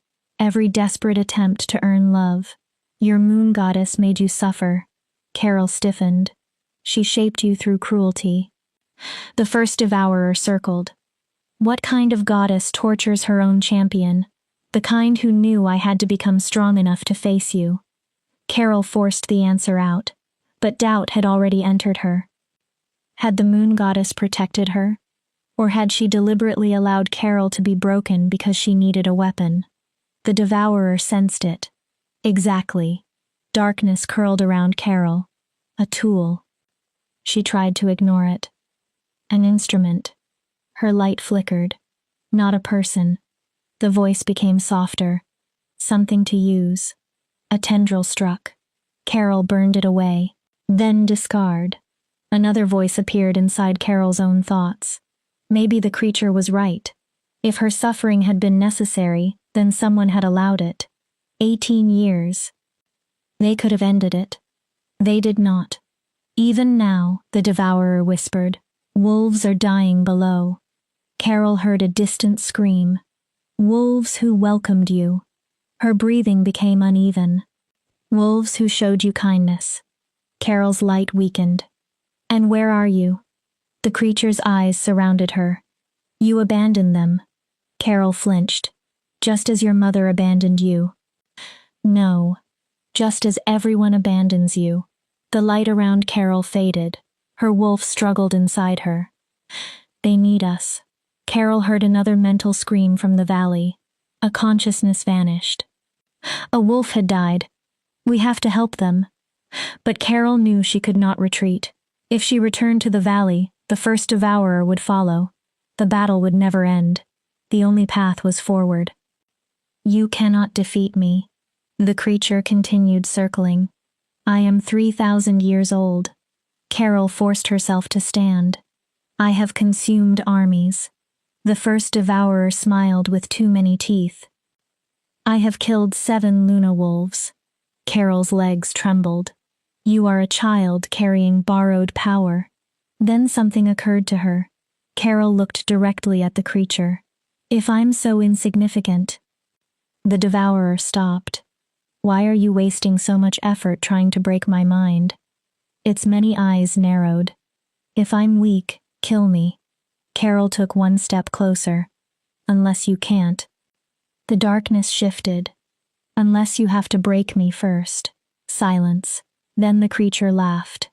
Clever child. It moved around her. Yes. Carol remained still. A Luna wolf cannot be consumed while her spirit remains whole. The devourer's voice became almost intimate. I must destroy your sense of self first. Its teeth appeared. Break your will. Carol's heart pounded. But that has never been difficult. The first devourer lunged. Carol moved too late. Shadow claws ripped across her side. Corruption flooded into her. Suddenly, memories overwhelmed Carol. Not her memories. The devourer's victims. She experienced their deaths. Terror. Hope disappearing. The final seconds of packs consumed by darkness. Then she saw another memory. The last Luna wolf. Thera. A warrior. Thera had fought the first devourer for 3 hours. The creature had finally broken her by showing her every pack she failed to save. Every dead wolf. Every life Thera believed she should have protected. Carol understood. That's what you do. The devourer watched her. You weaponize guilt. Precisely. Carol struggled to breathe. You convince us that every death is our fault. And you already carry so much guilt. The creature almost purred. 18 years asking why you were never good enough to be loved. Another strike. More darkness entered Carol.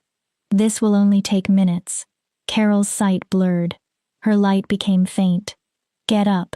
Her wolf pushed against her consciousness. Carol couldn't. We cannot stop here. I'm not strong enough. Carol felt despair swallowing her. Mora was right. Her wolf snarled. I wasn't ready. Then we die fighting. Carol froze. What? If we die, everyone below dies. The wolf's voice became a shout. So don't die. The force of it shocked Carol. Listen to me. Her wolf pressed closer. That creature wants you staring at your wounds. Carol breathed. Your failures. Her wolf became fierce. Your weakness. Carol tried to stand. But suffering is not everything we are. The wolf pulled memories from Carol herself. Rowan's voice. You survived 18 years without losing your humanity. You heard him. Carol's eyes opened. We lived through 18 years of cruelty. Her wolf pushed strength into her. And we did not become cruel. Carol remembered forgiving the Iron Pack, protecting Sarah. Standing alone against the first 5 devourers. You still have compassion. Her wolf continued. Justice. Forgiveness. Carol's breathing slowed. That is not a broken person. The wolf's voice became almost proud. That is someone who refused to become what the darkness wanted. Understanding entered Carol slowly. The first devourer had never truly been attacking her power. It had been attacking how Carol saw herself, trying to convince her she was worthless, weak, destined to fail. But that was exactly what the Iron Pack had tried to do for 18 years. And Carol had survived it. She had held on to hope while living in a hopeless place. She had remained kind among cruel wolves. She had refused to become the monster they claimed she was. Carol slowly stood. That's my real power. The devourer reacted immediately. It lunged again, suddenly frantic. Carol's light surged, brighter than before. Not from anger, not desperation. Purpose. She finally understood what she was fighting, and why. You're right. Carol's voice became calm.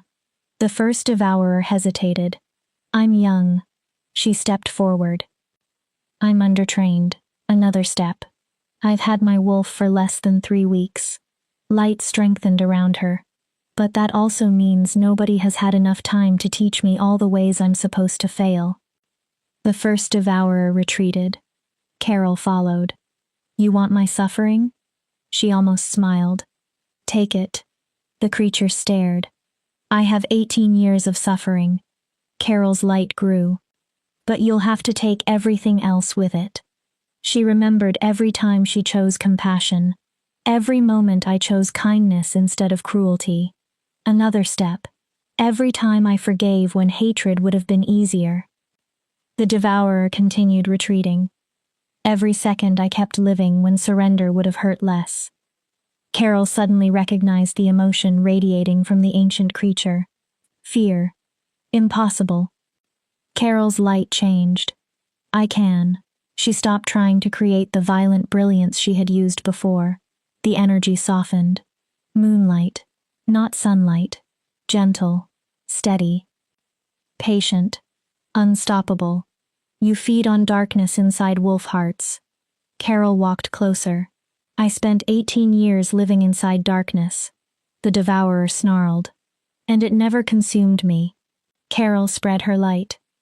So let's discover what happens when darkness meets someone who already knows it intimately. Then Carol did something no Luna wolf before her had done. She embraced the first devourer. Her light wrapped around the creature. Not like fire, like a blanket.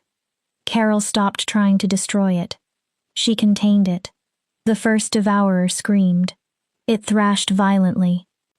Corruption poured into Carol. Her body screamed. Her consciousness threatened to fracture. She held on. I forgive you.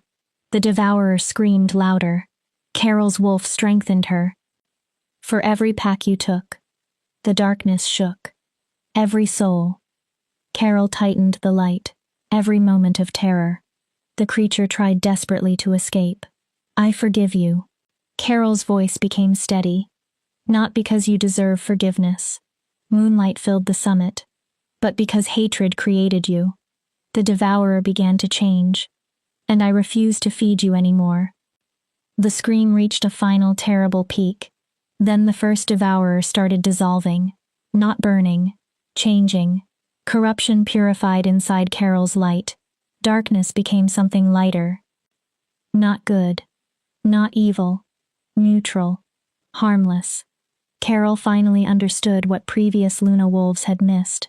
Luna wolves were never created simply to destroy darkness. They were meant to transform it. Chapter 8. Aftermath and Revelation. The moment the first devourer dissolved, every creature connected to it died. Carol felt them disappear. Hundreds of corrupted presences vanished across the Northern Territory. Then farther away, across the entire region, the devourers that had terrorized wolfkind for 6 months unraveled like threads pulled from a tapestry. Carol collapsed on the mountain. Her wolf form flickered. Solid. Transparent. Solid again. She had spent everything. Power. Will. Spiritual strength. Did we win? Her wolf sounded as exhausted as Carol felt. We survived. Carol closed her eyes. That counts. Footsteps scraped against stone. Rowan appeared. Blood covered him. He limped badly, but he was alive. His golden eyes widened when he saw the empty summit. No first devourer. Only Carol. You killed it. Rowan seemed unable to believe the words. You actually killed it. Redeemed. Carol barely managed the correction. There's a difference. She tried to stand. Her legs failed. Rowan caught her. Easy. Carol leaned heavily against him. The pack? Safe. Relief nearly dropped her again. The devourers vanished. Rowan looked at her. You did it, Carol. His voice became quiet. You saved everyone. Carol's first thought was immediate. Casualties? Rowan's face changed. 17 dead. Carol closed her eyes. 34 injured. 17. 17 wolves who had welcomed her, believed in her, fought because she had brought the devourers' attention to their home. Don't. Her wolf knew where Carol's mind was going. 17 died because I wasn't fast enough. No. We saved hundreds. Carol felt grief crushing her chest. We stopped something that would have killed thousands. Her wolf's voice softened. Honor the dead by living. Carol knew the wolf was right. Knowing did not make grief lighter. Rowan carefully supported her. Come on. Carol looked down toward the settlement. They need to see you alive. He started helping her descend. They need to know this is over. The Northern Territory looked transformed. The corrupt darkness had disappeared. Exhausted wolves treated the injured. Others extinguished ordinary fires. Some searched damaged buildings for survivors. Then they saw Carol. Everything stopped. One howl began, then another. Soon the entire pack howled together. It was neither mourning nor celebration. Something deeper. Recognition. Gratitude. The acknowledgement of an event that would become legend. Sarah pushed through the crowd. Tears covered her face. She wrapped both arms around Carol's enormous wolf neck. You crazy, beautiful, insane wolf, Sarah sobbed. You did it. She held tighter. You saved us. Finn and Dax approached more carefully. Respect replaced their usual teasing. River and Ash lowered their heads. Not submission, but honor offered to an equal who had fought beyond anything they believed possible. Even Mora looked impressed. Carol suspected that might be the rarest event of the day. 20 minutes. Mora studied her. Carol tilted her head. The last Luna wolf survived against the first devourer for 3 hours. Mora's eyes narrowed. You ended the battle in 20 minutes. Carol looked away. How? I stopped fighting it. Mora frowned. Carol gathered enough strength to explain. I forgave it. The elder stared. Luna wolves aren't meant to destroy darkness. Carol looked toward the mountain. They transform it. She described what happened. The other Luna wolves treated the devourer like an enemy they had to kill. Mora's eyes widened with understanding. They fought it with anger. Exactly. Carol nodded. That anger fed the same darkness they were trying to destroy. Mora was silent. The ancient writings mention transformation, she finally admitted. But no Luna wolf ever accomplished it. She looked directly at Carol. How did you forgive something that evil? Carol thought about 18 years of being treated like something evil herself. 18 years learning what hatred could do. Practice. The pack began treating their wounded. A defensive perimeter was established. Warriors searched the territory in case any corrupted creatures remained. Carol tried to help. Her body disagreed. The moment Rowan guided her into her room, she collapsed onto the bed. She slept for 16 hours.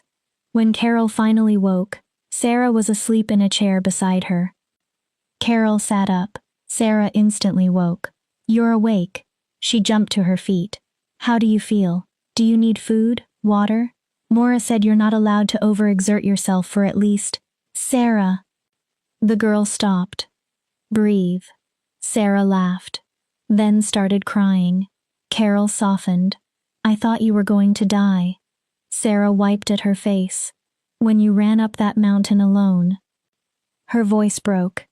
I thought we'd never see you again. Carol nodded. So did I. Sarah stared. Carol offered a weak smile. Apparently I'm harder to kill than everyone expected. Sarah laughed through her tears. The entire pack is talking about you. Carol groaned. What are they saying? Sarah began counting titles. The White Luna. Carol immediately looked tired. The Devourer's Bane. Please stop. The Second Coming. Sarah. There are already 3 songs about the battle. Carol covered her face. That may be worse than the Devourers. You're a hero. Sarah folded her arms. You need to accept it. But when Carol stood by the window, she did not feel heroic. 17 funeral pyres burned on the distant hill. Heroes saved everyone. Carol had saved most. Most is better than none, her wolf reminded her. Carol watched the smoke rise, and infinitely better than what would have happened without us. A knock came. Rowan entered. He looked much better than the last time Carol had seen him. The council wants to speak with you. Carol sighed.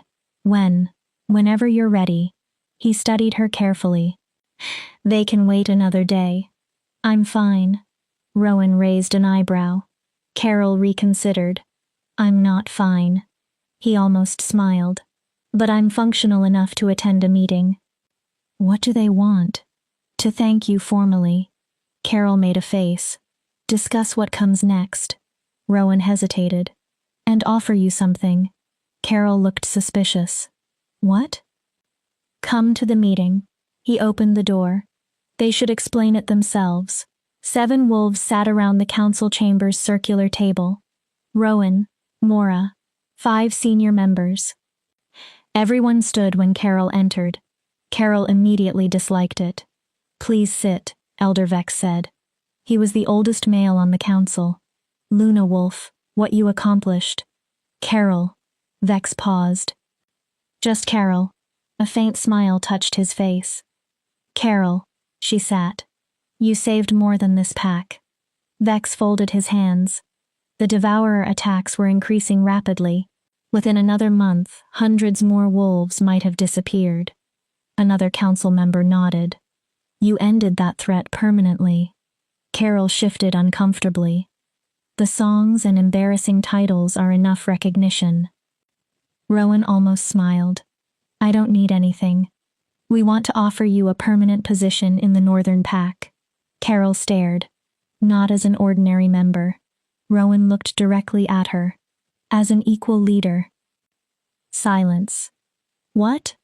A second alpha, Rowan explained. Full authority. Full decision-making power. Carol looked at Mora. Historically, Luna wolves served as spiritual leaders and protectors, Mora explained. They existed outside normal pack hierarchy. She indicated Rowan and Carol. Our proposal formalizes that tradition. Mora tapped her staff lightly. Rowan handles traditional alpha responsibilities. And me? You handle threats requiring Luna intervention. Carol stared around the table. That is an enormous responsibility. She shook her head. I'm barely 20. I've had a wolf for less than a month. And you have already succeeded where 7 Luna wolves before you failed, Vex replied. Carol looked toward him. Experience matters. He nodded. But character matters more. His voice became firm. And you have already shown yours. Carol examined each face. She waited for the condition. The hidden expectation. Nothing appeared. What if I refuse? Rowan answered immediately. Then you're free. Carol blinked. This is an offer. His expression remained calm. Not another obligation. He leaned back. You owe this pack nothing. Carol thought of the 17 pyres. If you want to leave, travel, discover who you are, or attempt some version of a normal life, you have earned that choice. Normal. Carol could barely imagine it. No prophecy. No crisis. No one depending upon her. Do you even want normal? Her wolf asked. Carol considered Sarah, Mora, Finn and Dax, River and Ash, Rowan's steady presence. 17 dead wolves, hundreds saved. She remembered the Iron Pack. Invisible, tolerated, pitied. Then she looked around the Northern Council. Seen, trusted, chosen. not despite what she had survived, partly because she had survived it. I have conditions. The council exchanged glances. Rowan nodded. Name them. First, I am not becoming a politician. Vex almost laughed. I don't care about social maneuvering or pretending to enjoy conversations with visiting alphas. Carol pointed toward Rowan. If someone needs to smile at diplomats, that's his job. Rowan sighed. Agreed. My responsibility is protecting wolves from actual threats. Reasonable. Second. Carol looked at Mora. I train every day. Mora nodded immediately. With you or alone, I don't care, Carol continued. But I will not let my abilities weaken simply because we aren't currently under attack. Agreed, Mora said. Third. Carol became serious. If the moon goddess sends me another vision, mission, or divine command, I follow it. The council listened. Even if I need to leave the territory temporarily. Vex looked slightly uncomfortable. I am her agent first. Carol held his gaze. And a pack leader second.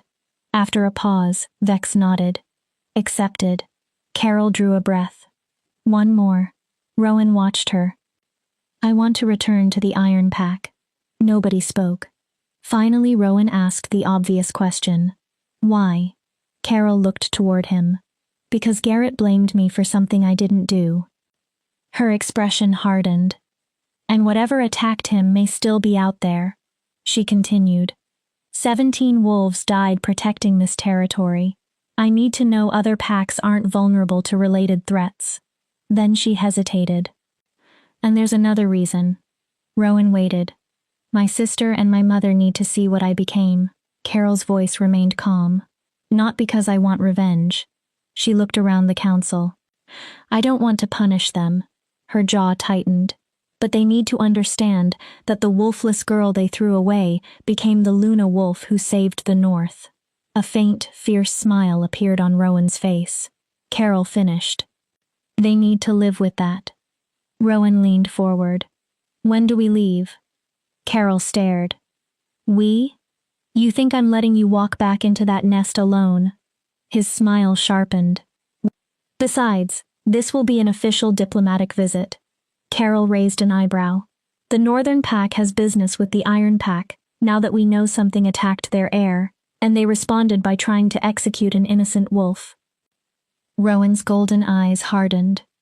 Alpha Donovan has several very uncomfortable questions to answer. Chapter 9. Return to the Iron Pack. They traveled south for 5 days. 12 wolves made the journey.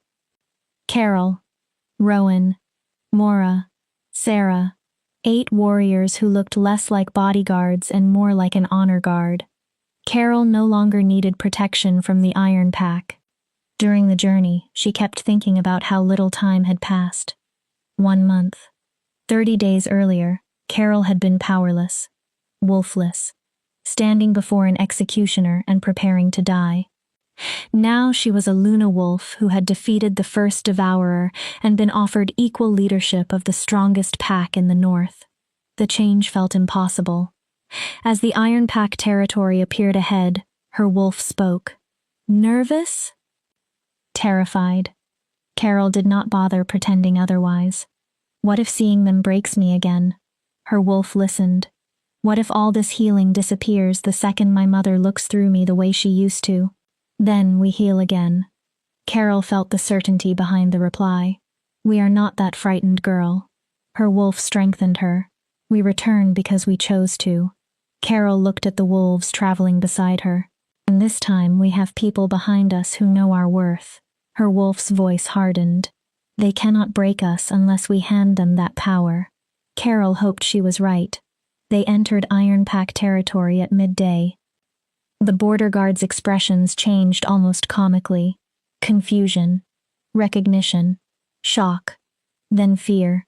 One guard immediately dropped to his knee when he recognized Carol's white fur. Luna wolf. He struggled to speak. Alpha Donovan didn't tell us. Rowan approached. An escort to the pack house would be appreciated. His alpha authority made the situation clear. This was an official visit. not an invasion. As they moved through the territory, Carol's senses detected whispers everywhere. Wolves recognizing her. Alarm spreading through the pack. Warriors gathering in positions they desperately pretended were not defensive. By the time Carol reached the pack house, Donovan and his full council were waiting. Everyone tried to look confident. Their energy told Carol otherwise. Anxiety radiated from them. Darius stood beside his brother. When he saw Carol, his silver eyes widened. Blessed moon. His voice was nearly a whisper. The stories were true. Rowan stepped forward. Alpha Donovan, the Iron Pack leader, straightened. I am Rowan Blackthorn, Alpha of the Northern Territories. He looked toward Carol. I come on official business concerning Carol Ashford, whom you attempted to execute 30 days ago. Donovan's jaw tightened. That was internal pack business. Rowan's expression became cold. You attempted to execute a Luna wolf. Donovan stiffened. Ancient law supersedes pack sovereignty in such matters.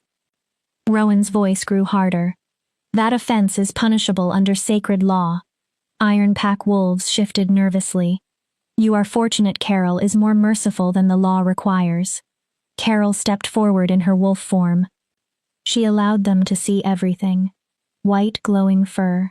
Silver markings moving like moonlight. The lunar manifestation above her head. Her voice carried across the territory.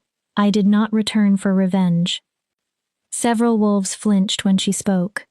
I came for the truth. Carol turned toward Garrett. 30 days ago, you sentenced me to die because Garrett claimed I attacked him. Garrett paled. I didn't. Carol took another step. Something else did. Her glowing eyes fixed upon him. And I want to know what. Every face turned toward Garrett. He swallowed. I already told everyone. His voice shook. You attacked me. Carol's Luna senses registered the lie immediately. Lie. Garrett froze. Carol moved closer. Try again. His hands trembled. What really happened that night? I don't have to answer you. His voice cracked. Mora stepped forward. Actually, you do. Garrett stared at her. Luna wolves possess authority in matters involving corruption and dark magic. The elder leaned on her staff. And whatever attacked you was not natural. Garrett's hands shook harder. Was it? Alyssa suddenly moved beside him. Tell them. Garrett looked at her. Alyssa, tell them the truth. Her voice tightened. I can't keep living with this. Garrett's face changed. Alyssa, please. No.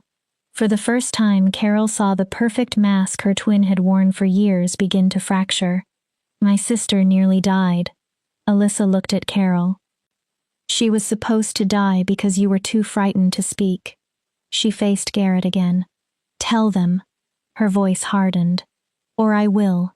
Garrett looked around. There was nowhere left to hide. It wasn't Carol. His voice barely carried. The Iron Pack went completely silent. It was something else. Carol remained motionless. Silver fur. Garrett swallowed. But wrong. His body started trembling. Its eyes glowed with this sick light. He touched the scars across his chest. It came from nowhere and attacked me. What happened next? Rowan asked. Garrett shut his eyes. I thought I was dying. Then he opened them. It spoke. Alyssa covered her mouth. It said if I told anyone the truth, it would return. His eyes moved toward her. For Alyssa. Garrett's voice became raw. It promised to kill her slowly. Alyssa went pale. And make me watch. Carol's wolf became very still. Garrett continued. It told me to blame Carol. The shame in the pack became almost physically visible to Carol. It said she was convenient. Garrett looked toward the ground. That nobody would question it, because everyone already hated her. Silence followed. Darius finally spoke. His voice shook with fury. So you let an innocent girl die. Garrett looked toward him. To save Alyssa. He sounded desperate. I love her. I couldn't let that thing kill her. Rowan's expression was ice. So you offered Carol instead. Garrett looked away. How noble. Shame flooded the iron pack. Carol sensed the realization moving through them. One lie. That was all they had needed. One frightened wolf and 18 years of prejudice. Mora studied Garrett. Silver fur. She spoke slowly. Abnormal eyes. Speech. Carol knew where this was going. That resembles an early devourer manifestation. Donovan looked sharply toward her. Devourer? Mora nodded. They were testing this territory. Her eyes moved over the iron pack, searching for weakness. Then she looked directly at Garrett. And they found one. Garrett flinched. A wolf willing to sacrifice someone else to protect himself. Devourers are legends, Donovan said. Not anymore. Rowan stepped forward. 4 packs were erased during the last 6 months. The iron pack went quiet. They would have continued. Rowan looked toward Carol. Possibly reached your territory. He paused. Except Carol destroyed their source. Donovan stared. The Luna wolf you tried to execute is one reason this pack is still standing. No one answered. She defeated something you didn't even know existed. Rowan's voice became colder. And after she awakened, your response was to drive her away. Carol felt the pack's shame deepen. She had heard enough. Where is Elena? A movement came from the crowd. Carol's heart tightened. Her mother appeared. Elena looked as though she had aged 10 years in a month. Her face was hollow, her eyes swollen. Carol! Tears began immediately. Baby! Carol's wolf steadied her. I'm sorry. Elena moved forward. I was afraid. Carol remained still. I was confused. Another step. I should have protected you. Carol answered before her mother could continue. You should have believed me. Elena stopped. You should have stood beside me when everyone else turned away. Carol was proud that her voice remained steady. You were my mother, Elena sobbed. That was your job. I know. Her mother's legs gave way. I know.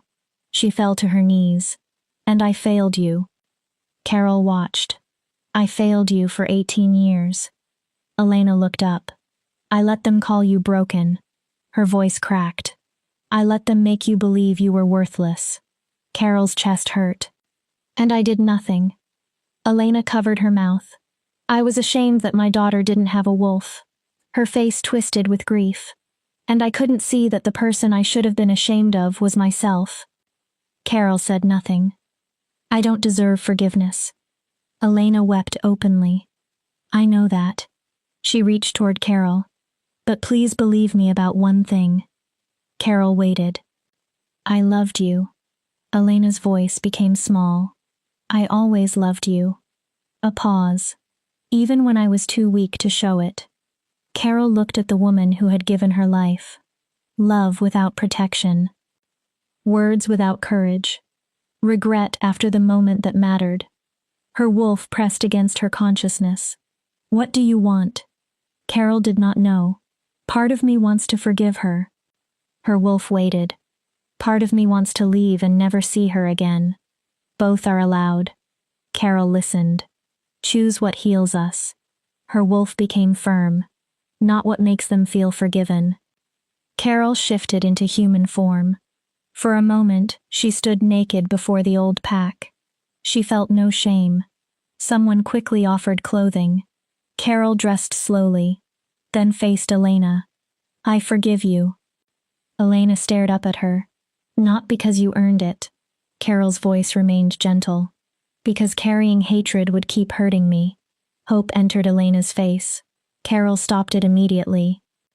But forgiveness does not mean reconciliation. Elena's expression shattered. You had 18 years to be my mother. Carol swallowed. You chose 18 years of silence. Her eyes stayed dry. I'm finished waiting for you to become brave enough to love me where other people can see it.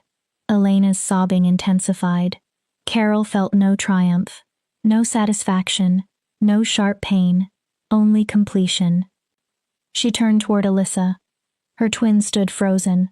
Tears ran down her face. Thank you. Alyssa stared. For making Garrett tell the truth. Carol meant it. That required courage. Alyssa shook her head. It should never have required courage. Her voice became quiet. Carol. She struggled. I was horrible to you. Carol listened. For years I pretended you didn't exist because that was easier than defending you. Alyssa's hands trembled. I let them hurt you because I was afraid they would turn on me if I stood beside you. She drew a shaking breath. I don't expect forgiveness. Carol said nothing. I only want you to know. Alyssa's eyes met hers. I'm proud of what you became. Her voice cracked. And ashamed of what I was. Carol studied her twin.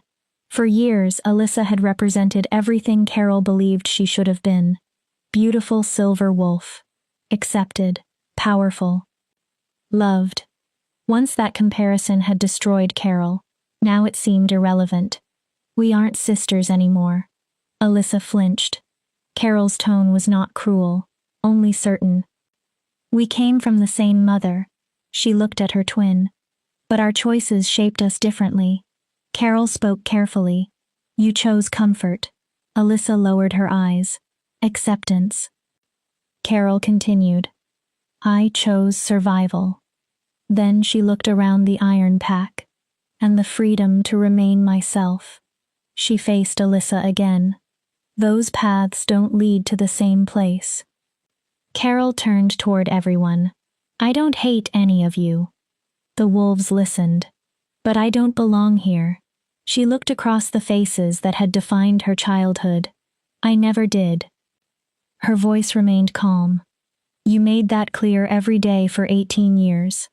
Carol turned toward Rowan. I'm going home. The word felt right.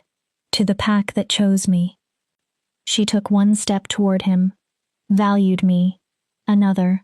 And trusted me enough to let me protect them. Carol nodded. We're finished. Not quite. Rowan's expression hardened. He faced Donovan.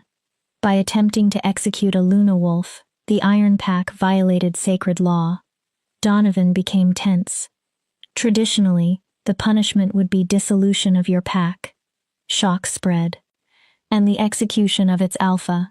The Iron Pack recoiled. Carol looked toward Rowan. However, his voice softened slightly. Carol requested mercy. Donovan stared. So instead, the Iron Pack will owe the Northern Pack a life debt. Rowan's authority filled the space. If we call, you answer. Donovan said nothing. If we require warriors, you send them. Rowan continued. If we require resources, you provide them. Darius looked toward his brother. The debt remains for 3 generations.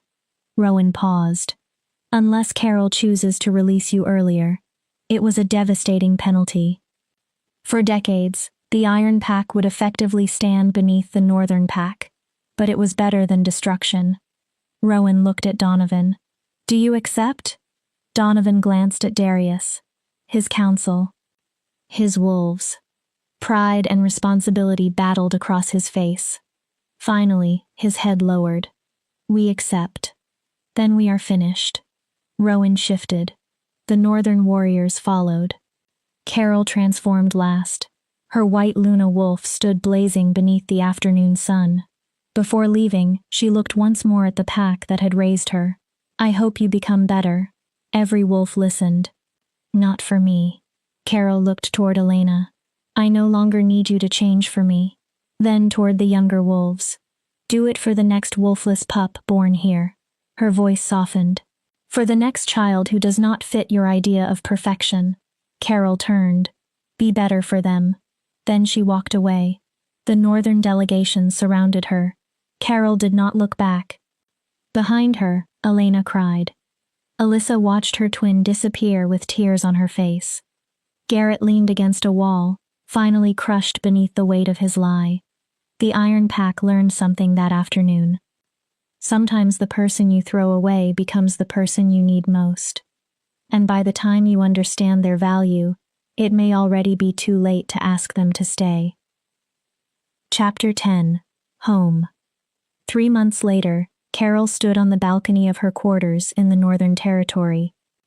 The first snow of winter covered the mountains. Much had changed. The Northern Pack had recovered from the Devourer attack. Not only recovered, it had become stronger, more unified. The 17 wolves who died during the battle were honored with a permanent memorial. A stone circle had been built on the mountain where Carol faced the first Devourer. Their names were carved into granite. Carol visited every morning. She spoke to them even though she did not know whether they could hear. She thanked them, promised their deaths would never become meaningless. They hear us, her wolf always insisted. Carol would look at the names. The moon goddess doesn't allow warrior spirits to disappear, her wolf sounded certain. They're still watching. Carol hoped she was right. Training with Mora continued, but the desperation was gone. Now they refined skills Carol already understood. She could shift within seconds, channel light with precise control, sense corruption from miles away. She had even learned basic healing. Other Luna abilities gradually emerged. Carol could enter dreams, send thoughts through moonlight across enormous distances, sense danger threatening packs with whom she had formed strong connections. The Northern Pack's protective territory expanded.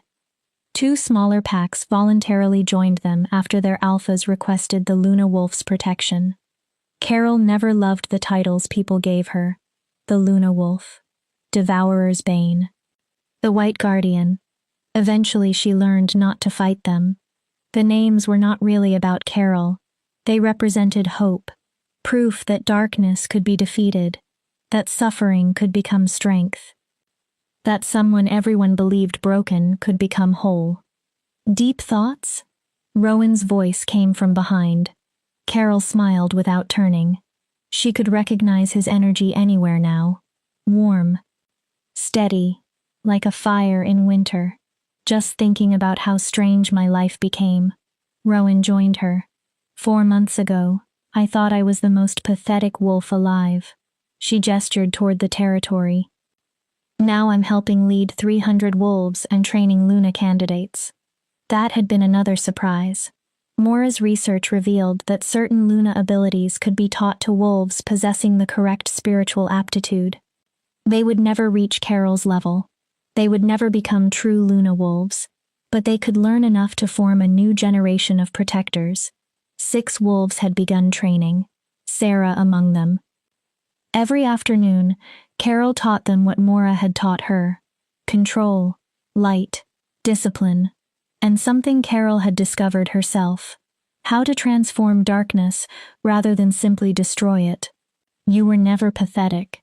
Rowan stood beside her. Carol glanced at him. You were exactly what you needed to be in order to become who you are. Carol smiled. Philosophical today? Occasionally. Then Rowan's expression changed. There's news. Carol immediately became alert. A messenger arrived from the Western Territories. What happened? Something is moving in their deepest forests. Carol frowned. Devourers? No. Rowan shook his head. Something different. His face grew serious. Something old. Carol knew what came next.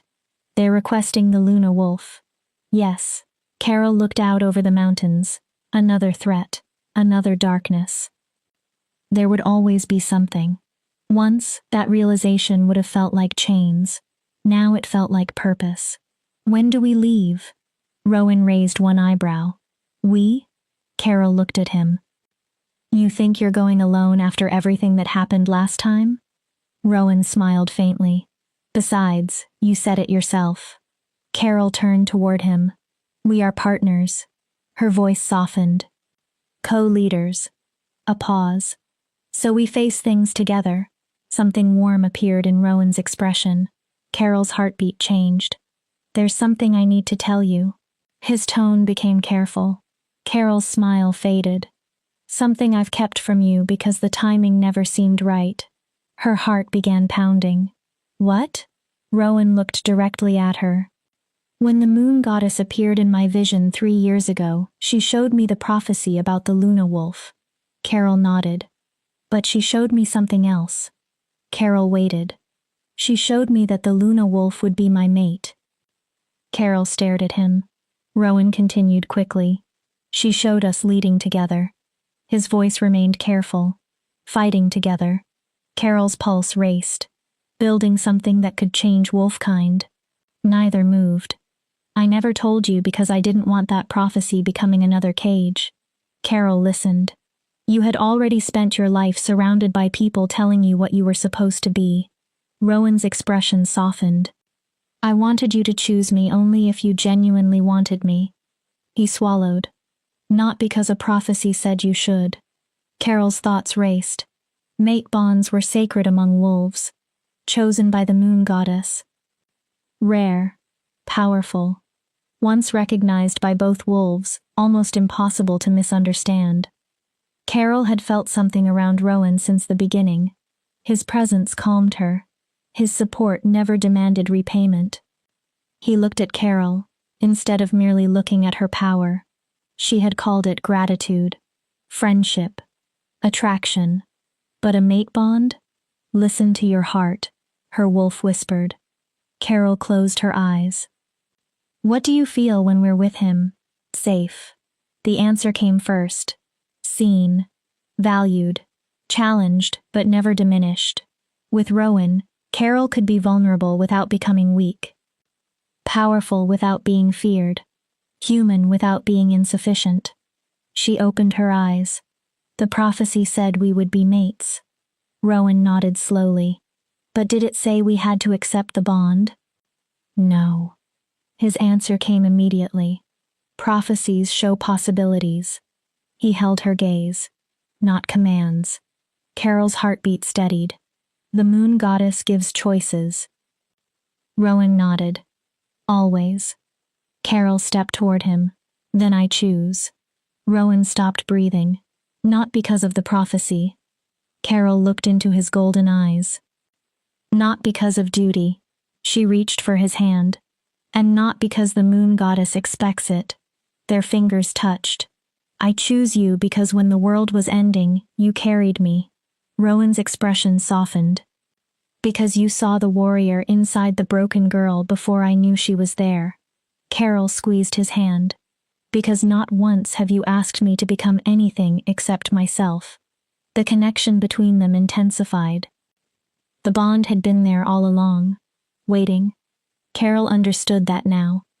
I choose you, Rowan Blackthorn. Her voice became quiet. As my partner. Rowan moved closer. My alpha.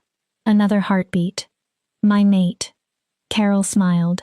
If you'll have me. Rowan answered by pulling her into his arms. He kissed her gently at first. Then deeper. Months of restrained emotion finally broke free.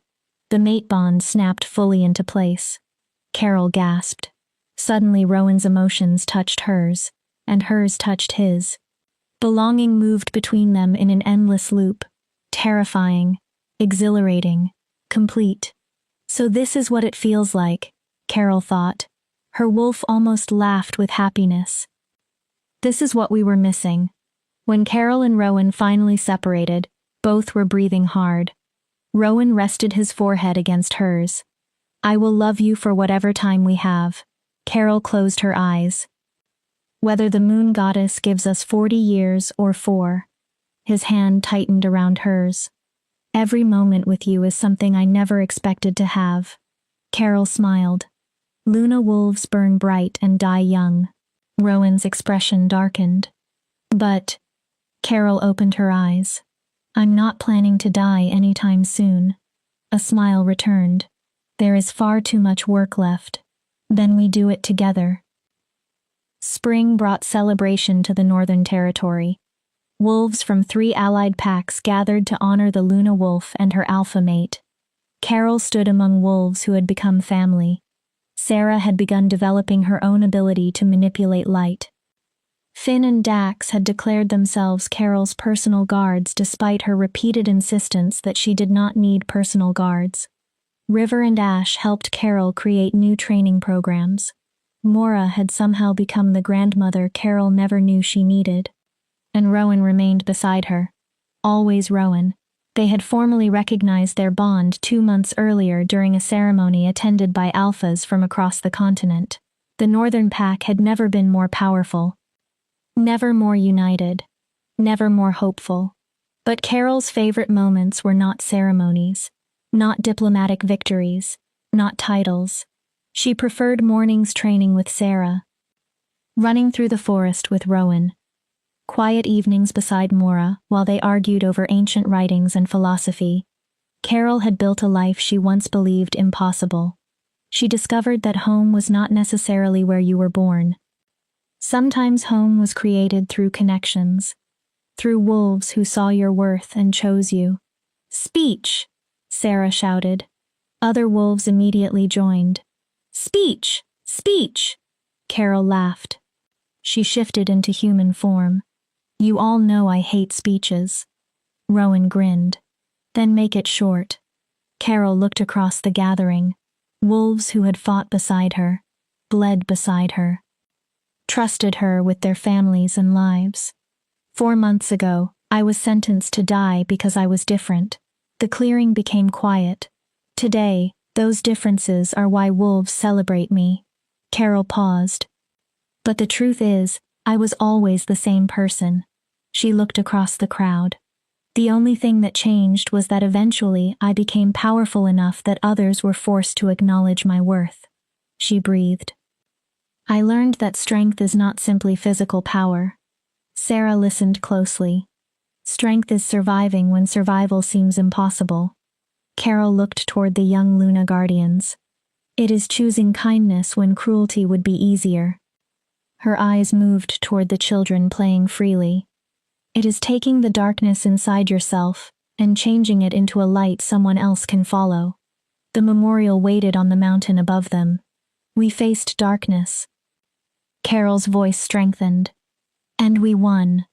A murmur moved through the pack. We will face it again. She looked at Rowan. Because life is always a struggle between shadow and light. Then back to everyone. But next time, we face it together. Carol's Luna authority filled her voice, not controlling them, strengthening them. We protect each other. Wolves began nodding. We refuse to let suffering turn us cruel. Her voice rose. We refuse to let pain turn us bitter. Howls began around the edges of the gathering. We are the Northern Pack. Carol smiled. We welcomed the rejected. More howls. We gave power to wolves who had been powerless. Her eyes glowed faintly silver. And we proved that some of the moon goddess's greatest gifts arrive hidden inside our hardest trials. She lifted her head. So, when darkness returns, Carol knew it would. We meet it with light. The howls intensified. With unity, her wolf pressed proudly against her consciousness. And with the certainty that we are exactly where we are meant to be, the Northern Pack erupted. Howls traveled across mountains and valleys, a song declaring that the Luna Wolf had finally found her home. Later, Carol knelt alone inside the memorial stone circle. She placed fresh flowers beneath each carved name. 17 wolves. 17 lives given so others could survive. We won again, Carol told them quietly. Wind moved through the stones. The danger in the Western Territory was a corrupted alpha experimenting with dark magic. She touched one of the names. We stopped him before he could create new devourers. A faint smile touched her face. Saved 3 packs. Carol sat back. I wish you could see what we're building. The network had expanded rapidly. Packs no longer remained isolated. Luna Guardians trained across multiple territories. New early warning systems detected spiritual corruption before it could spread. We might actually create something that lasts. They see it, her wolf said. Carol closed her eyes. They know. The wolf's voice softened. And they are proud. Footsteps approached. Carol did not need to turn. Rowan joined her. His fingers slipped between hers. Ready? Carol nodded. Another delegation would arrive that afternoon. Wolves from the southern territories. They wanted training, protection, hope. Carol would give them whatever she could. For as long as she lived. Because she finally understood what Luna wolves were meant to do. They took the darkness the world gave them and transformed it into light other wolves could navigate by. Carol had been broken, rejected, almost destroyed by the very wolves who should have protected her. Yet she survived. She